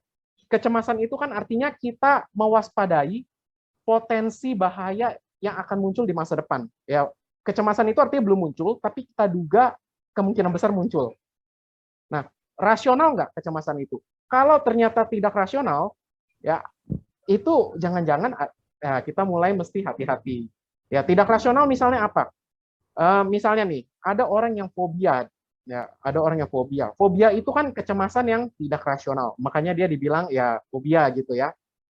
Nah, orang yang fobia, misalnya fobia sama anjing. Ya, ini kasus nyata, saya pakai kasus nyata semua ya, jadi nggak ada yang ngarang. Misalnya fobia dengan anjing. Beda nih sama cemas dengan anjing. Kalau cemas dengan anjing, kita ngelihat anjing gila, anjing liar, ya kita takut, kita pengen melarikan diri, itu manusiawi. Ya, itu wajar, itu cemas. Tapi kalau fobia, dengar suara gonggongan yang nggak tahu dari mana, yang bisa aja handphone orang, atau mungkin bukan gonggongan, yang hanya mirip dengan suara gonggongan, dia langsung pucat dan pengen muntah. Nah, itu udah nggak rasional. Ya, jadi kita identifikasi dulu nih. Ya, yang kita cemas itu rasional nggak? Yang kita takutkan itu rasional nggak? Ya, yang kita sedihkan itu rasional atau tidak? Itu yang pertama, ya, aspek psikologisnya. Aspek emosional, kita lihat deh, ada nggak masalah? Ya, masalah kan pasti selalu ada ya. Itu perlu kita garis bawahi. Stres itu pasti ada. Stres itu bisa kita hadapi nggak? Kalau kita bisa menghadapi stres itu, ya stres, tapi bisa kita hadapi, kita tahu, kita tetap bisa bertahan, ya lebih bagus lagi bisa diselesaikan tentunya, maka itu kita masih bisa katakan ya baik-baik aja. Kecuali stresnya kita udah nggak bisa tahan tuh. Apalagi stres itu muncul berminggu-minggu, stres yang sama ya, bukan stres yang berbeda, stres yang sama itu berminggu-minggu, lalu disertai misalnya sampai gangguan makan. Gangguan makan itu kehilangan nafsu makan sama sekali atau berlebihan makan. Gangguan tidur, nggak bisa tidur sama sekali atau tidur melulu. Atau bahkan sampai ada pemikiran-pemikiran yang mulai nggak rasional, yang lebih parah ya. Ya, misalnya mengakhiri hidup misalnya. Nah, kalau udah nggak bisa menghadapi handle stres seperti itu, nah itu juga udah mulai tanda-tanda. Yang ketiga, secara sosial nih, orang di sekitar udah ngomong nih, ada yang salah dengan kita nih, misalnya nih. Ya, ini udah paling gampang nih, ini paling gampang diidentifikasi ya. Orang-orang udah mulai semuanya ngomong nih, kayaknya ada yang salah nih dengan lo nih. Plus mungkin kita juga mengurung diri, ya 2 minggu nggak keluar sama sekali, hanya keluar rumah buang sampah doang, masuk lagi. 2 minggu nggak mau berhubungan dengan siapa-siapa misalnya ya, kalau sehari 2 hari nggak mau berhubungan dengan siapa-siapa galau, saya masih bisa ngerti. Tapi kalau 2 minggu itu kan sesuatu yang udah sangat aneh ya, nggak wajar gitu. Nah, 3 sinyal tadi jika muncul nggak apa-apa, bilang nggak apa-apa. Nah, jadi ketika 3 sinyal tadi itu muncul, nggak apa-apa untuk bilang nggak apa-apa. Nggak apa-apa untuk pergi ke psikolog, nggak apa-apa untuk pergi ke psikiater. Karena itu tanda-tanda, saya nggak bilang langsung gangguan mental, ya saya nggak bilang langsung, karena saya juga nggak boleh dengar cerita secuplik bilang gangguan mental, nggak boleh. Ya jadi teman-teman, kalau nanti ada yang ngaku-ngaku psikolog atau ngaku-ngaku ahli kesehatan mental, hanya nonton dari video, cuplikan video, bilang orang ini gangguan mental, ya saya nggak boleh sebenarnya. Ya kita harus pelajari individunya secara mendalam. Nah jadi kita balik lagi, kalau ciri-ciri itu sudah ada, nah tanda-tanda tuh, coba ke psikolog konfirmasi.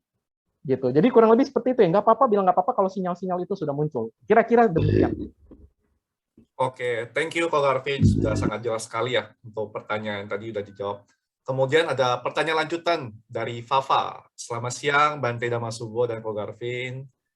Perkenalkan, nama saya Fafa, ingin bertanya, bagaimana cara kita menghilangkan kebencian dalam diri seperti penyakit batin kebencian, menggerutu, terlalu menyalahkan diri sendiri secara pandangan Buddha dan psikologis. Nah, mungkin saya ingin meminta kesediaan Bante untuk dapat membantu Bante memberikan pesan-pesan nih Bante. Bagaimana cara menghilangkan kebencian dalam diri seperti penyakit batin, kebencian, menggerutu, terlalu menyalahkan diri sendiri.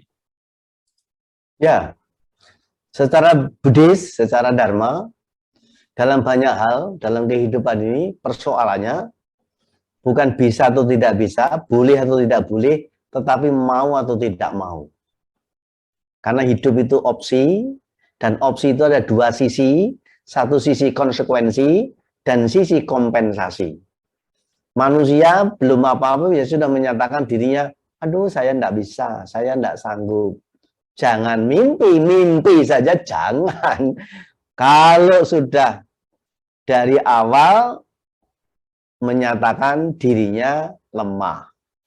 Justru manusia-manusia yang sukses, yang berhasil, bahkan menjadi ikon zaman, orang yang menyatakan dirinya mampu, kuat, bisa, dan mau. Nah, kalau sudah begitu, caranya apa? Bisa melalui secara intelektual. Kita belajar ilmu secara akademik, baca buku, berdiskusi dengan banyak orang. Yang kedua, secara spiritual. Bahkan di Indonesia ini pada zaman lama mempunyai yang namanya budaya taat spiritual. Bentuknya apa? Bahasa umum tirakat, prihatin, puasa. Ya Buddhis ya puasanya adalah atasila. Itu semua adalah langkah-langkah, upaya-upaya dalam menguatkan mental secara spiritual di sisi intelektual. Orang yang sedikit makan itu tenaganya banyak. Orang yang banyak makan itu tenaganya sedikit. Pernah mendengar? Kita sering mendengar pendekar sakti turun gunung. Apa kesan yang dimaksud? Di gunung sana dia itu bertapa. Dia itu puasa. Dia itu tirakat. Dia itu menguatkan spiritual.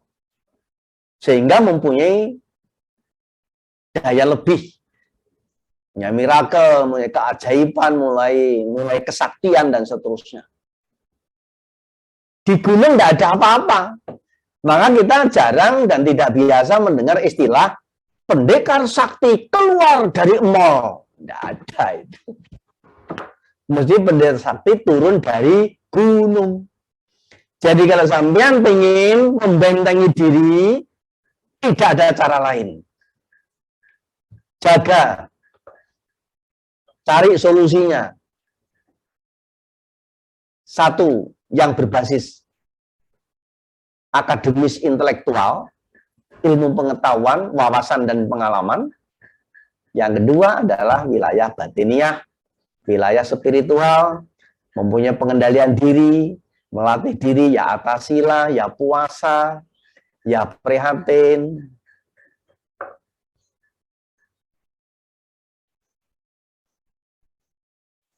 Hanya dengan cara itu. Terima kasih. Baik, terima kasih Bante. Jadi itu ya untuk saudara atau saudari Fafa untuk jawabannya. Bukan tentang bisa atau nggak bisa, tapi mau apa tidak mau nih kita untuk berusaha melatih diri menghilangkan hal-hal tersebut dengan dua cara tadi. Bante sudah menyebutkan secara akademis apakah bisa, atau yang kedua secara spiritual. Maka bisa juga kita perbanyak berbuat kebajikan nih supaya tadi efek-efek emosi negatifnya nggak muncul. Oke, pertanyaan selanjutnya dari saudari Gracia dari KMB Pramudita LSPR. Ingin bertanya bagaimana cara mengatasi burnout dalam pandangan Buddhis dan psikologi.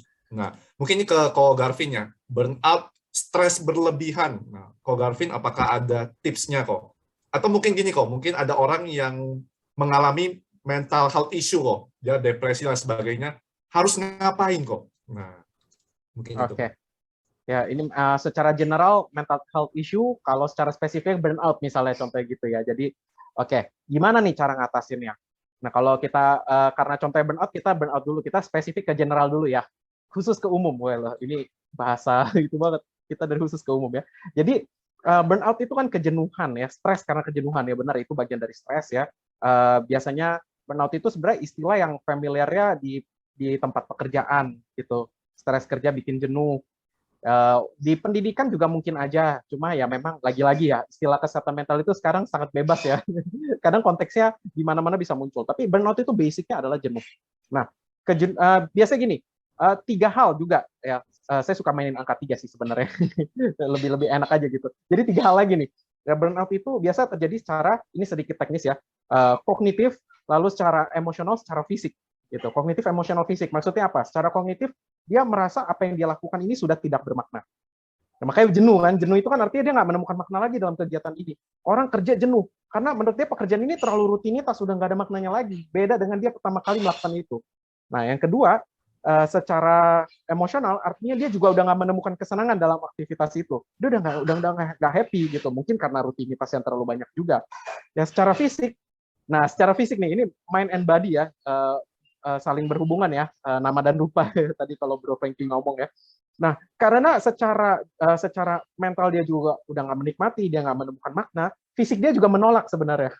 Jadi baru ngerjain dikit udah capek. Burnout kan itu gejalanya capek melulu ya. Baru ngerjain dikit capek, udah blank gitu. Nah, gimana cara mengatasinya? Maka pertama-tama cari break dulu kalau jenuh. Kalau orang kerja makanya butuh cuti sehari 2 hari. Ya bahasa zaman sekarang healing ya. Tapi saya nggak setuju healing sih. Kayaknya apa-apa healing kayak kasihan banget gitu. Break lah, break aja bilangnya. Cari jeda ya, jangan dikit-dikit healing lah. Ya jadi, tapi zaman sekarang ngomongnya healing. Break, gitu jeda, cuti sehari 2 hari.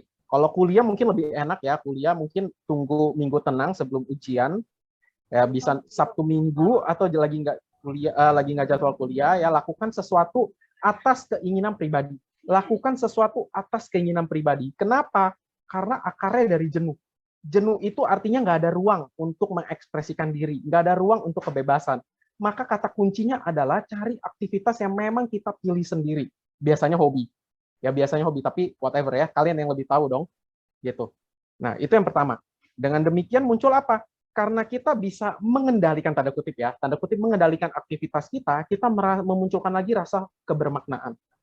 Nggak apa-apa kerja capek, tapi di luar jam kerja, aku punya hobi. Nah, di situ menemukan kebermaknaan. Nggak apa-apa capek kerja, tapi di luar capek kerja itu, saya bisa belajar hal yang saya suka. Tadi Bro Frankie kayaknya berhasil googling itu ya, saya hobi banget dengan Candi Borobudur dan reliefnya. Bener, saya di luar jam kerja saya sebagai seorang dosen dan kaprodi psikologi, saya nerjemahin kitab Jataka Mala nih ke dalam dari bahasa Inggris ke bahasa Indonesia, Jataka yang digunakan di Borobudur. Nanti mungkin kalau boleh ya Bante, di luar ini saya mampir ke tempat Bante, mungkin kondisi kalau udah lebih baik, minta tolong Bante periksa nih udah bener belum isinya. Boleh. Bante juga suka sama budaya ya. Boleh, ya. Ya, makasih Bante.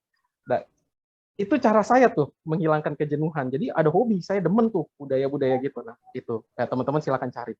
Ya, menemukan lagi kebermaknaan, walaupun pekerjaannya mungkin nggak menemukan maknanya, tapi ternyata hidup kita masih bermakna. Itu bisa ditemukan. Ya, yang kedua, ya, ini sebenarnya saya agak nggak enak nih ngomong ini. Kenapa? Karena saya sendiri nggak praktekin, tapi nggak apa-apa saya kasih tahu ya. Olahraga sebenarnya. Saya sendiri jarang melakukan nih, jujur aja. Tapi sebenarnya olahraga ini sangat bagus ya. Olahraga itu mengeluarkan hormon, mungkin teman-teman udah familiar, endorfin dan dopamin. Endorfin itu hormon menghilangkan rasa sakit, fisik maupun mental. Mengurangi rasa sakit itu endorfin. Ya, kita kalau dengar ada istilah morfin ya, ngilangin rasa sakit ya. Itu mirip-mirip ya. Tapi endorfin yang legal tentunya, karena dari dalam ke dalam juga. Yang kedua dopamin. Dopamin itu hormon yang bikin kita rileks. Nah, jadi pertama kita menemukan makna, kedua kita bisa merasa rileks melalui olahraga, bisa merasa lebih happy, mengurangi rasa sakit. Nah, itu akan lebih mudah untuk menghadapi burnout. Termasuk stres, termasuk mental issue lainnya juga sebenarnya secara umum itu. Walaupun kalau kecemasan beda lagi. Maksudnya beda detil-detil aja. Kalau kecemasan itu kan karena too much control. Ya, dia takut salah. Maka apa? Cari aktivitas di mana dia boleh melakukan kesalahan. Ya misalnya apa? Main game yang santai, main game Harvest Moon. Kalau salah nggak apa-apa ya, di riset aja kalau main game gagal. Atau art terapi ya, art terapi untuk orang kecemasan gitu. Gambar apapun. Nah itu art terapi orang kecemasan. Jangan gambar ini, gambar itu banyak aturan. Nggak ada aturan, gambar apapun. Gitu. Misalnya detil-detilnya. Orang depresi, misalnya kalau orang depresi berarti detilnya cuma tambahin aktivitas jangan yang suram dan jangan yang sendirian. Berarti aktivitasnya apa? Nongkrong sama teman dia, tapi yang benar ya, jangan nongkrong yang minum-minuman yang nggak benar gitu. Nongkrong dengan teman, ya. Atau telepon teman gitu. Lalu nonton film atau kalau art terapi gitu, artnya yang warnanya cerah, jangan hindari warna-warna yang muram. Jadi secara umum seperti itu, detail-detailnya sesuaikan dengan masalah yang dialami. Gitu kira-kira. Nggak berasa apa bumbunya? Oke, baik. Terima kasih, Ko Garvin. Buat teman-teman yang ada belum di-mute, boleh tolong di-mute bentar ya. Mungkin tadi menjawab pertanyaan sejuta umat juga ya, kok bagaimana cara mengatasi burnout ataupun mental issue yang lainnya. Jadi teman-teman semua bisa coba menemukan makna dan juga coba berolahraga. Ini karena bagus banget. Kalau misalnya pinjam kata Bante tadi, imun, iman, amin, aman. Nah, itu ada imun juga teman-teman. Berarti olahraga juga ya, Bante ya, untuk pertahanan tubuh. Nah, boleh banget teman-teman untuk dicoba. Kemudian ada pertanyaan lanjutan nih. Wah, ini menarik pertanyaannya untuk Bante.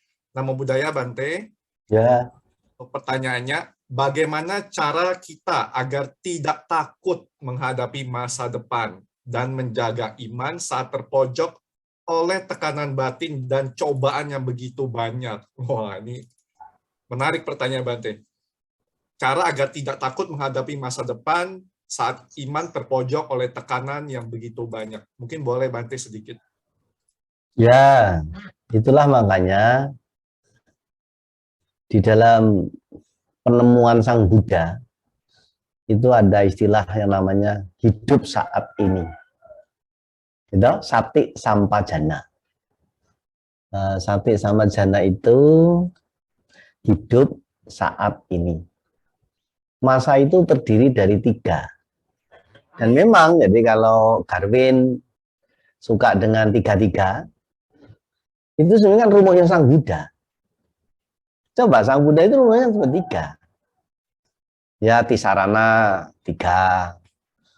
Anicca, dukkha, anatta 3. Ya, jadi banyak 3. Kenapa 3? 3 itu kayak tripod. Dan kalau ini voting lebih dari 1, kalau sudah 2 setuju, artinya 50% plus 1. Sudah memenuhi kuota. Gitu. Makanya 3. Maka saya juga selalu menggunakan itu, karena ini memang rumus dari Sang Buddha. Misalnya, belajar dhamma itu butuh tahu, mengerti, dan menjadi. Yang namanya Buddha Dharma itu adalah berbasis akal, pikiran, dan pengalaman. Itu cara berpikir Buddhis. Kalau enggak begitu, berarti itu tidak berpikir Buddhis. Nah, psikologi di ilmu masa kini itu kan ditelusur-telusur ya pasti ada benang merahnya dari apa yang pernah ditemukan oleh Sang Buddha pada zamannya.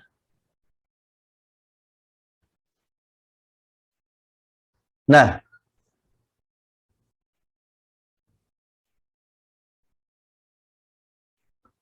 bagaimana untuk mengatasi?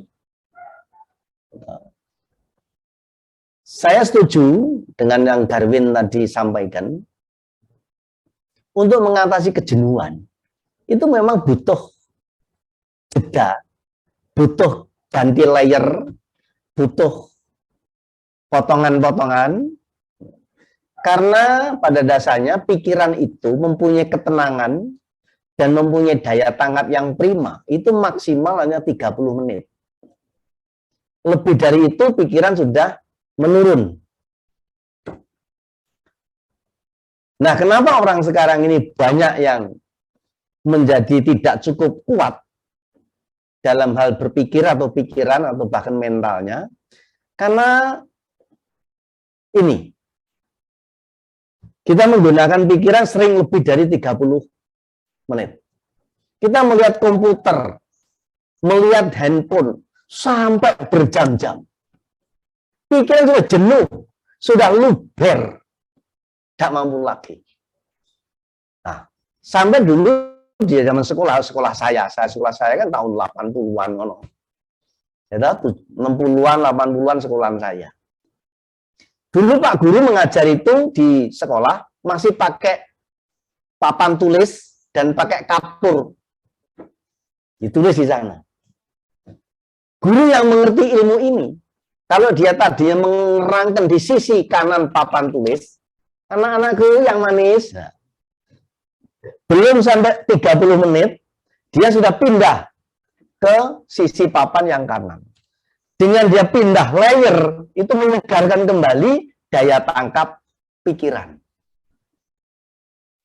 Maka perhatikan terhadap sesuatu, jaga kualitas pikiran tidak sampai jenuh, atur dan carikan siasat, buatkan manuver, untuk break sebelum habis masa berlakunya, sebelum expired yang 30 menit itu. Makanya dulu rokok itu pernah booming. Itu pegawai-pegawai, ya petani-petani, orang-orang kerja di mana saja. Rokok itu menjadi jawaban. Nah, cuma kan diharamkan gitu kan, masalahnya.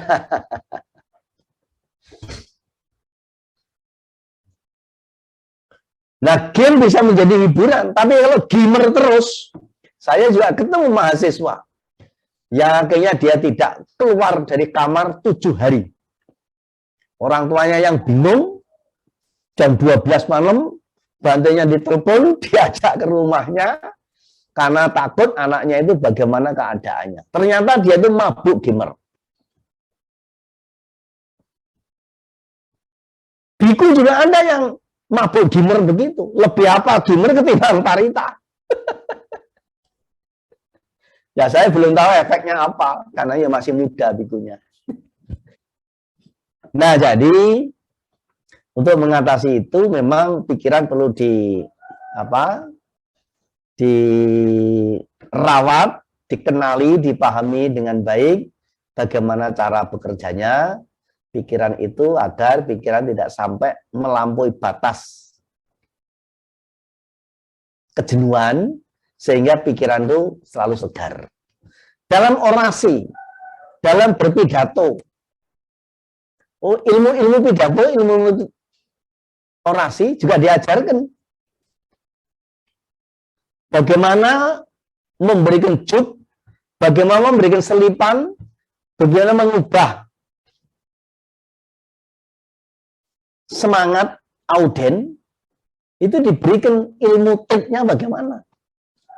Nah makanya perlu ada selipan-selipan, perlu ada trik-trik untuk mengubah suasana. Bayangkan kalau kita bicara lebih dari 30 menit, di sini hanya memandang layar, di sana juga memandang laptop.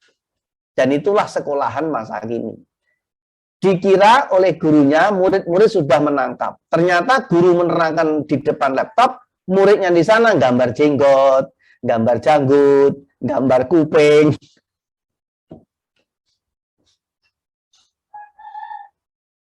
Apa Sang Buddha membolehkan? Boleh.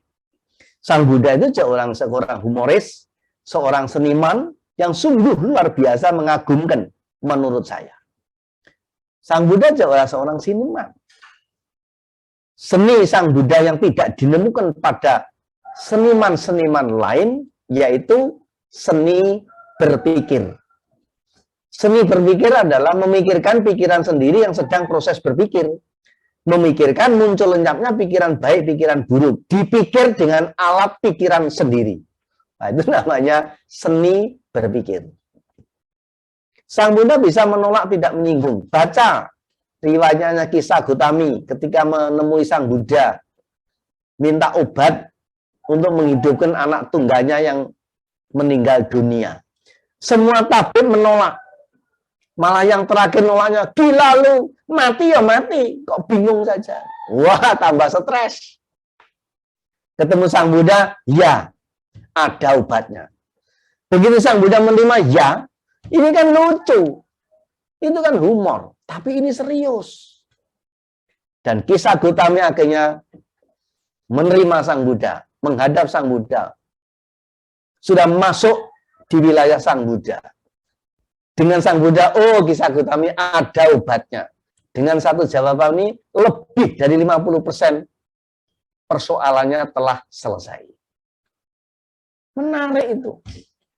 Nah itulah, jadi trik-trik merawat pikiran, kesehatan mental seperti apa.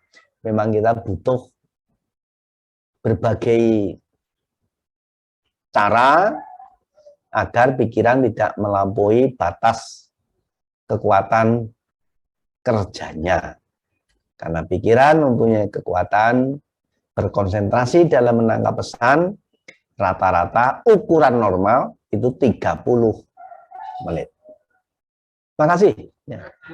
Baik, terima kasih banyak Bante atas pemaparannya.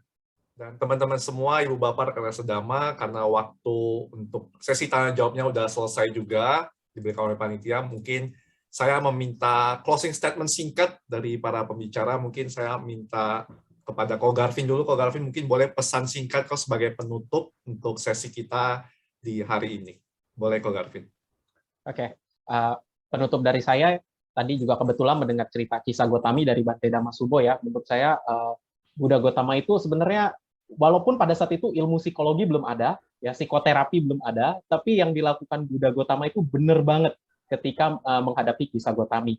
beliau menerima dulu, ya, jadi menerima dulu, mendengarkan dulu, diiyain dulu, yang lain kan Kisah Gotami dihina, ditolak, diiyakan dulu untuk apa? Biar masuk dulu, biar diterima dulu, memunculkan rasa penerimaan. Setelah memunculkan rasa penerimaan, baru Buddha memberitahu yang sebenarnya. Itu pun dengan cara yang sangat terampil ya. Jadi itu kognitif terapi tuh kalau mau dikaji pakai psikologi. Nah, artinya apa? Closing statement-nya adalah teman-teman coba kita belajar menerima diri kita sendiri, karena dalam hidup pasti selalu ada gap antara apa yang kita inginkan dan siapa diri kita sebenarnya, dan itu nggak bisa selalu terpenuhi. Apa yang kita inginkan nggak bisa selalu terpenuhi. Oleh karena itu kita perlu menerima diri kita apa adanya, menerima bahwa nggak semua keinginan kita terpenuhi, menerima bahwa apa yang kita inginkan malah kadang terjadi sebaliknya, termasuk menerima kalau ada hal baik yang terjadi kita terima. Maksudnya kita syukuri. Kadang-kala ada hal baik kita nggak benar-benar menerima. Ya kita terima, tapi pikiran kita membayangkan yang lain lagi. Kita lupa bersyukur. Nah, kalau itu bisa kita terapkan, ya kita akan lebih mudah untuk mental health, lebih mudah untuk sehat secara mental. Seperti itu kira-kira. Terima kasih Bante Damasubo, terima kasih Bro Frankie selaku moderator juga terima kasih. Dan teman-teman tentunya terima kasih. Baik, terima kasih banyak Ko Arvin untuk pesannya, dan kemudian Bante, mohon Bante dapat memberikan pesan Bante. Ya, jadi tadi kegalauan menghadapi masa depan. Apa hubungannya dengan hidup saat ini? Kita itu tidak biasa, belum biasa. Padahal kita sudah dianjurkan punya master key-nya itu di tangan Buddhis, tangan kita, yang namanya hidup saat ini. Sang Buddha membagi masa itu terdiri dari 3 otoritas, masa lalu, masa sekarang, dan masa yang akan datang. Dalam Bade Karaka Gata Sutta di Majjhima Nikaya, Sang Buddha juga menyatakan, yang kalau diterjemahkan bebas begini, yang dulu sudah lewat, esok belum terjadi, saat ini yang sudah pasti. Biarlah usia berkurang, kebajikan harus bertambah. Itu cara Sang Buddha. Nah, kadang-kadang dalam keseharian kita, ya banyak orang, itu hidupnya dibebani dengan masa lalu dan masa yang akan datang. Kadang-kadang masa datang lebih menakutkan dari kejadiannya yang dibayangkan sekarang. Nah, makanya ada satu gambaran, cobalah hidup saat ini itu seperti pemain golf. Golf di sini golongan olahraga frustrasi golf. Gitu. Apa hubungannya dengan hidup saat ini? Pemain golf adalah dia punya target mencapai hole nomor keberapa, berapa meter jauhnya. Karena itu akan menentukan besar kecilnya taruhannya. Semakin jauh, semakin fantastis, semakin rumit, semakin tinggi nilai taruhannya. Karena itu pemain golf yang baik, dia akan melihat dulu ke depan sana, di mana hole yang saya akan tuju. Dilihat dengan baik, dipelajari dengan baik, dikuasai dengan baik, tapi tidak boleh terlalu lama di sana. Dia harus segera kembali ke sini, dia harus segera memperhatikan bagaimana posisi kakinya, bagaimana memegang sticknya, bagaimana cara menembaknya, seberapa tenaga yang dikeluarkannya. Sana nggak ditinggalkan. Kita harus kembali ke sini. Nah, inilah yang namanya hidup saat ini. Orang-orang yang mempunyai kemampuan dan keterampilan seperti ini, dia tidak pernah takut dengan masa depan. Dalam bahasa Jawanologi juga banyak pesan-pesan yang semacam itu sesuai dengan bahasa kearifan lokal. Ono dino ya ono upo. Sama ndak ngerti tau? Ya syukur sama ndak ngerti. Ono dino ono upo, ada hari ada nasi. Tetapi nasi itu dicari saat ini. Tidak cukup kita hanya berdoa, meminta. Tuhan sekalipun tidak akan memberikan hujan duit. Malah kalau betul-betul kasih hujan duit, duit menjadi nggak laku. Malah jadi banjir duit. Nah, semuanya diupayakan. Itulah makanya dari master key secara dharma, Apa solusi dari problematika kehidupan itu? Adalah jalan tengah berunsur 8. Dan 8 unsur jalan tengah yang utama itu, unsur pertama adalah pengertian benar. Dengan pengertian benar ini, lebih dari 50% persoalan telah selesai. Karena itu dari 8 unsur jalan tengah yang utama ini, Sang Buddha menempatkannya adalah pengertian benar. Baru pikiran benar, ucapan benar, perbuatan benar, mata pencarian benar, usaha benar. Artinya sudah benar-benar semakin diusahakan, itu semakin besar kebenarannya. Lalu konsentrasinya benar, perhatiannya juga benar. Jadi usaha benar itu kalau main listrik, saudara main elektronik, seperti membuat kumparan listrik, namanya close, semakin besar kumparannya, itu akan semakin besar muatan listriknya. Jadi usaha benar itu seperti benang close yang untuk menggulung, membuat kumparan listrik. Semakin berusaha, itu semakin menambah daya. Itulah yang cek kita, orang tua-tua kita mengatakan, orang lanto itu tidak laupan. Karena laupan-laupan itu adalah orang yang tidak lantau. Orang santai itu tidak sukses. Orang sukses itu tidak santai.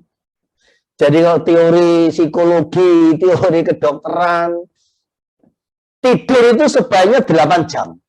Tapi coba tanya kepada orang-orang besar, apalagi kayak Pak Presiden kita, itu tidurnya berapa jam? Sang Buddha suksesnya yang hingga saat ini 24 jam hanya tidur 1 jam. 23 jam lainnya melek digunakan untuk berkarya. Nah, itulah caranya mengatasi kegalauan masa depan. Itu cobalah kita hidup saat ini. Ingat Badik Karaka Gata Sutta yang dulu sudah lewat, esok belum terjadi, saat ini yang sudah pasti. Yang sudah lalu itu ditangisi sampai keluar darah, tidak akan balik. Yang akan datang itu dipanggil saya pengeras suara paralel 8 mungkin. Jika belum datang, kalau belum sampai waktunya. Nah, dengan kita mempersiapkan saat ini, dengan berkesadaran penuh, dengan sati sampajana, dia akan siap setiap saat menghadapi momentum-momentum yang akan atau sedang terjadi. Kunci yang terakhir, kalau saudara ingin sehat, jasmani, rohani, dan lingkungan, satu, memberikan asupan yang bergizi. Untuk makanan jasmani, yang 4 sehat, 5 sempurna. Untuk makanan rohani, berikan informasi-informasi melalui suara, melalui telinga, melalui hidung, yang bergizi. Jangan dikit-dikit mendengarkan suara-suara yang tidak menghibur, atau menghirup aroma yang tidak harum, atau melihat objek yang tidak indah. Lihat, indah-indah itu, makanya di kamar kos itu buat yang rapi, yang indah. Buku dirapikan, baju seragam dirapikan, sepatu juga dirapikan. Begitu masuk kamar, rapi. Ininya juga bening. Otak kita ini. Lah kalau semuanya bercampur baur, tumbung, undung seperti kapal pecah, ya begitulah otak kita merekam. Nah, yang ketiga, bangunlah hubungan dengan lingkungan, dengan relasi, secara baik. Tadi di muka kita juga sudah nemukan satu kiat bahwa kepercayaan adalah saudara yang terbaik. Saudara yang terbaik. Ramah tetapi tidak remeh. Nah, sebagai penutupnya, karena ini wilayah fakultas, ini orang-orang kuliah ini kan di universitas. Jadi ada 5 as dan 5 tas. Tas pertama artinya cerdas. As kedua kerja keras. As ketiga totalitas. As keempat ikhlas. Dan as kelima waras. Jadi jadilah manusia yang cerdas, kerja keras, totalitas, ikhlas, dan waras. Orang cerdas tidak kerja keras, nihil. Karena teori belaka. Ahli ekonomi suruh dagang bangkrut. Tapi sebaliknya kalau kerja keras tidak cerdas, habis modal tanpa hasil. Jadi kalau cerdas tidak kerja keras nihil, kalau kerja keras tidak cerdas, habis modal tanpa hasil. Karena tidak bisa membuat perencanaan yang baik.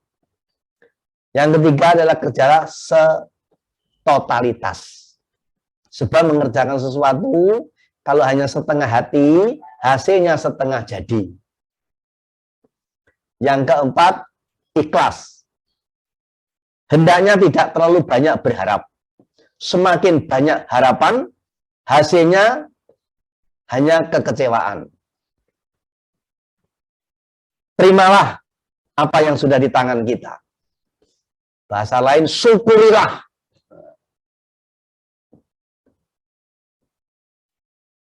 Dan yang kelima adalah waras, artinya sehat.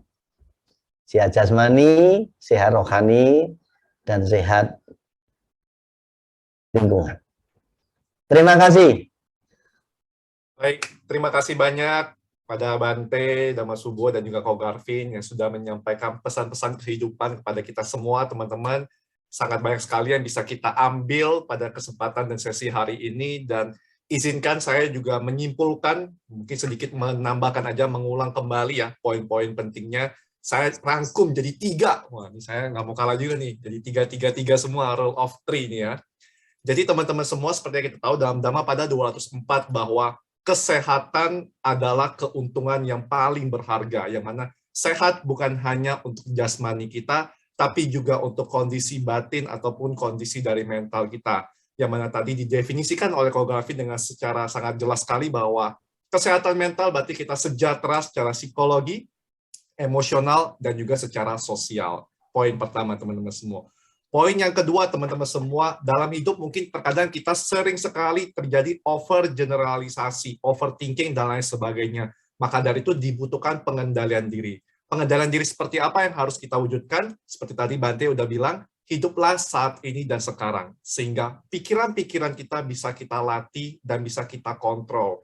Sehingga kita bisa mampu mengendalikan apa kondisi-kondisi eksternal yang datang, kita juga bisa memakluminya atau meresponnya secara bijaksana. Dan yang ketiga, teman-teman, yang terakhir tidak kalah penting, yang mungkin ini relate sekali, sangat sering sekali muncul ya ketika ada penyakit-penyakit mental yang muncul dalam diri kita ataupun ada orang lain yang mengalami mental health issue, bagaimana kita menyikapinya? Yang pertama adalah kita harus mampu mendengarkan. Kita tidak boleh judge langsung, tidak boleh langsung memberikan penilaian. Kemudian setelah itu, kalau misalnya kita yang mengalami, teman-teman semua, kita berupayalah untuk mencari, menemukan aktivitas-aktivitas atau makna-makna yang bisa membuat kita kembali terinspirasi dan termotivasi. Kita bisa menerima semua kondisi yang terjadi. Dan dari situ kita baru memberikan respon. Salah satu responnya, contohnya adalah kita bisa berolahraga.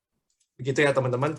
Demikian, teman-teman semua, sesi kita pada hari ini dengan topik yang sangat luar biasa. Am I okay? Mental health in Buddhist perspective ini sangat luar biasa. Teman-teman boleh ditulis di kolom komentar bagaimana perasaannya setelah mengikuti sesi pada hari ini yang harapannya bisa menginspirasi dan membawa manfaat untuk teman-teman semua.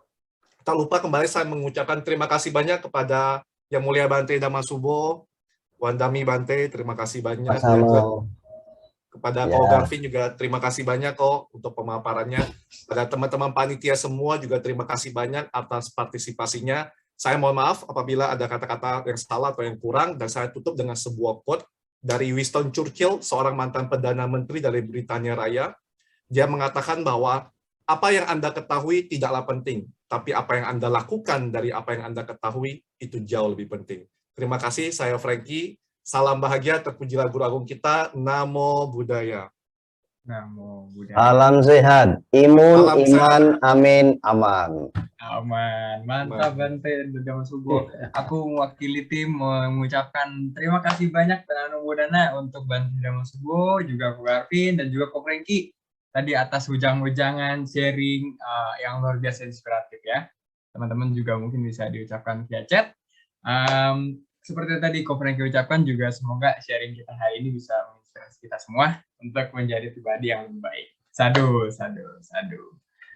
Wah, keren banget ya teman-teman semua. Oke, untuk selanjutnya kita sekarang memiliki ada sesi dana paramita. Jadi bagi teman-teman yang ingin berdana, bisa ke nomor rekening yang tertera di screen, juga seperti yang ditulis di screen juga itu dengan menambahkan kode 2 pada nominal yang ingin ditransfer. Kami akan sangat mengapresiasi kemurahan hati teman-teman. Semoga mengkondisikan tubuhnya kamu baik untuk kita semua. Silakan teman-teman yang ingin berdana. Oke. Ya, untuk selanjutnya, nah ini kita tadi udah sharing bareng, kita udah seru-seruan dengerin talk show yang inspiratif, bahkan buat teman-teman mungkin tadi udah berdana, tapi kita belum foto nih, kayaknya masih tampol dikit nih ya. Jadi sekarang kita akan masuk ke sesi dokumentasi. Buat teman-teman yang mungkin belum menyalakan kamera dan bisa menyalakan kamera, silahkan dinyalakan. Ko Frankie, Bante Dhamma Subo, juga untuk Ko Garvin ya, tetap dinyalakan aku ya. Sekarang dari panitia dokumentasi, silakan untuk memandu sesi dokumentasinya. Baik, terima kasih MC. Kepada teman-teman dan juga peserta sekalian, diharapkan untuk bersiap dan juga mengaktifkan kamera kalian karena sebentar lagi kita akan memasuki sesi dokumentasi. Dimulai dari slide 1, 1, 2, 3. Untuk slide 2, 1, 2, 3. Untuk slide 3, 1, 2, 3. Terima kasih. Waktu dan tempat saya kembalikan kepada MC. Thank you, Amel. Wah, keren ya. Nanti untuk fotonya mungkin bakal dikirim ke grup ya, ke grup WA atau lain. Nah, teman-teman, selanjutnya ada QR Code. Ada QR Code. Nah, ini yang seperti ada tapi di depan. Terdapat QR Code buat teman-teman yang sekiranya ada saran, atau mungkin masukan, atau mungkin kritik, boleh banget langsung disampaikan yang terkait dengan event hari ini. Kita sangat-sangat mengapresiasi semua masukan dari teman-teman, supaya nanti di kedepannya kita bisa menyediakan event yang jauh lebih baik gitu ya. Teman-teman boleh langsung di-scan. Ya, di bagian fitur chat juga bisa diakses, atau langsung klik itunya Google Form-nya ya. Oke. Di sini juga terdapat rekening dana paramita yang barusan. Buat teman-teman yang mau mengakses, boleh langsung dimasukkan nomor rekeningnya. Oke, untuk selanjutnya aku juga sekali lagi minta waktu sebentar buat teman-teman untuk mengapresiasi dan mengucapkan terima kasih sebanyak-banyaknya kepada KMB serta organisasi yang telah membantu menyaksikan event kita hari ini. Untuk KMB Asoka Wadana, KMB Pramulita, ada KMB Universitas Indonesia, Buddha Dharma Open Chat, Buddhist Worship, KMB Universitas Diponegoro, KMB Universitas Pancasila, KMB Institut Pertanian Bogor, KMB Dhamamita Universitas Bunda Mulia, KMB Dhammasena, KMB Dhamma Cakapodomoro University, Midway Buddhist, KMB Tiradharma Universitas Gunadarma, KMB Widya Dhamma, KMB Dhamma Wadana, dan Hubungan Kebijaksanaan. Semoga di kedepannya kita bisa terus bekerja sama dalam menyukseskan penyebaran agama. Aduh. Dan tanpa terasa nih, kita sudah sampai di akhir dari event ini, di penghujung dari event ini nih. Aku Pepin, selaku MC mewakili tim Dharma Arta, mengucapkan banyak-banyak terima kasih atas partisipasi teman-teman semua. Luar biasa banget ya hari ini. Kemudian aku juga mewakili tim ingin mengucapkan permohonan maaf sebesar-besarnya apabila setelah menjalani event hari ini masih ada 1-2 hal yang mungkin belum maksimal atau mungkin dapat ditingkatkan gitu ya. Semoga di kedepannya kami bisa memberikan event yang lebih baik lagi, lebih inspiratif lagi, lebih luar biasa. See you di kesempatan berikutnya guys. Soti Hontu, Namo Buddhaya. Bye.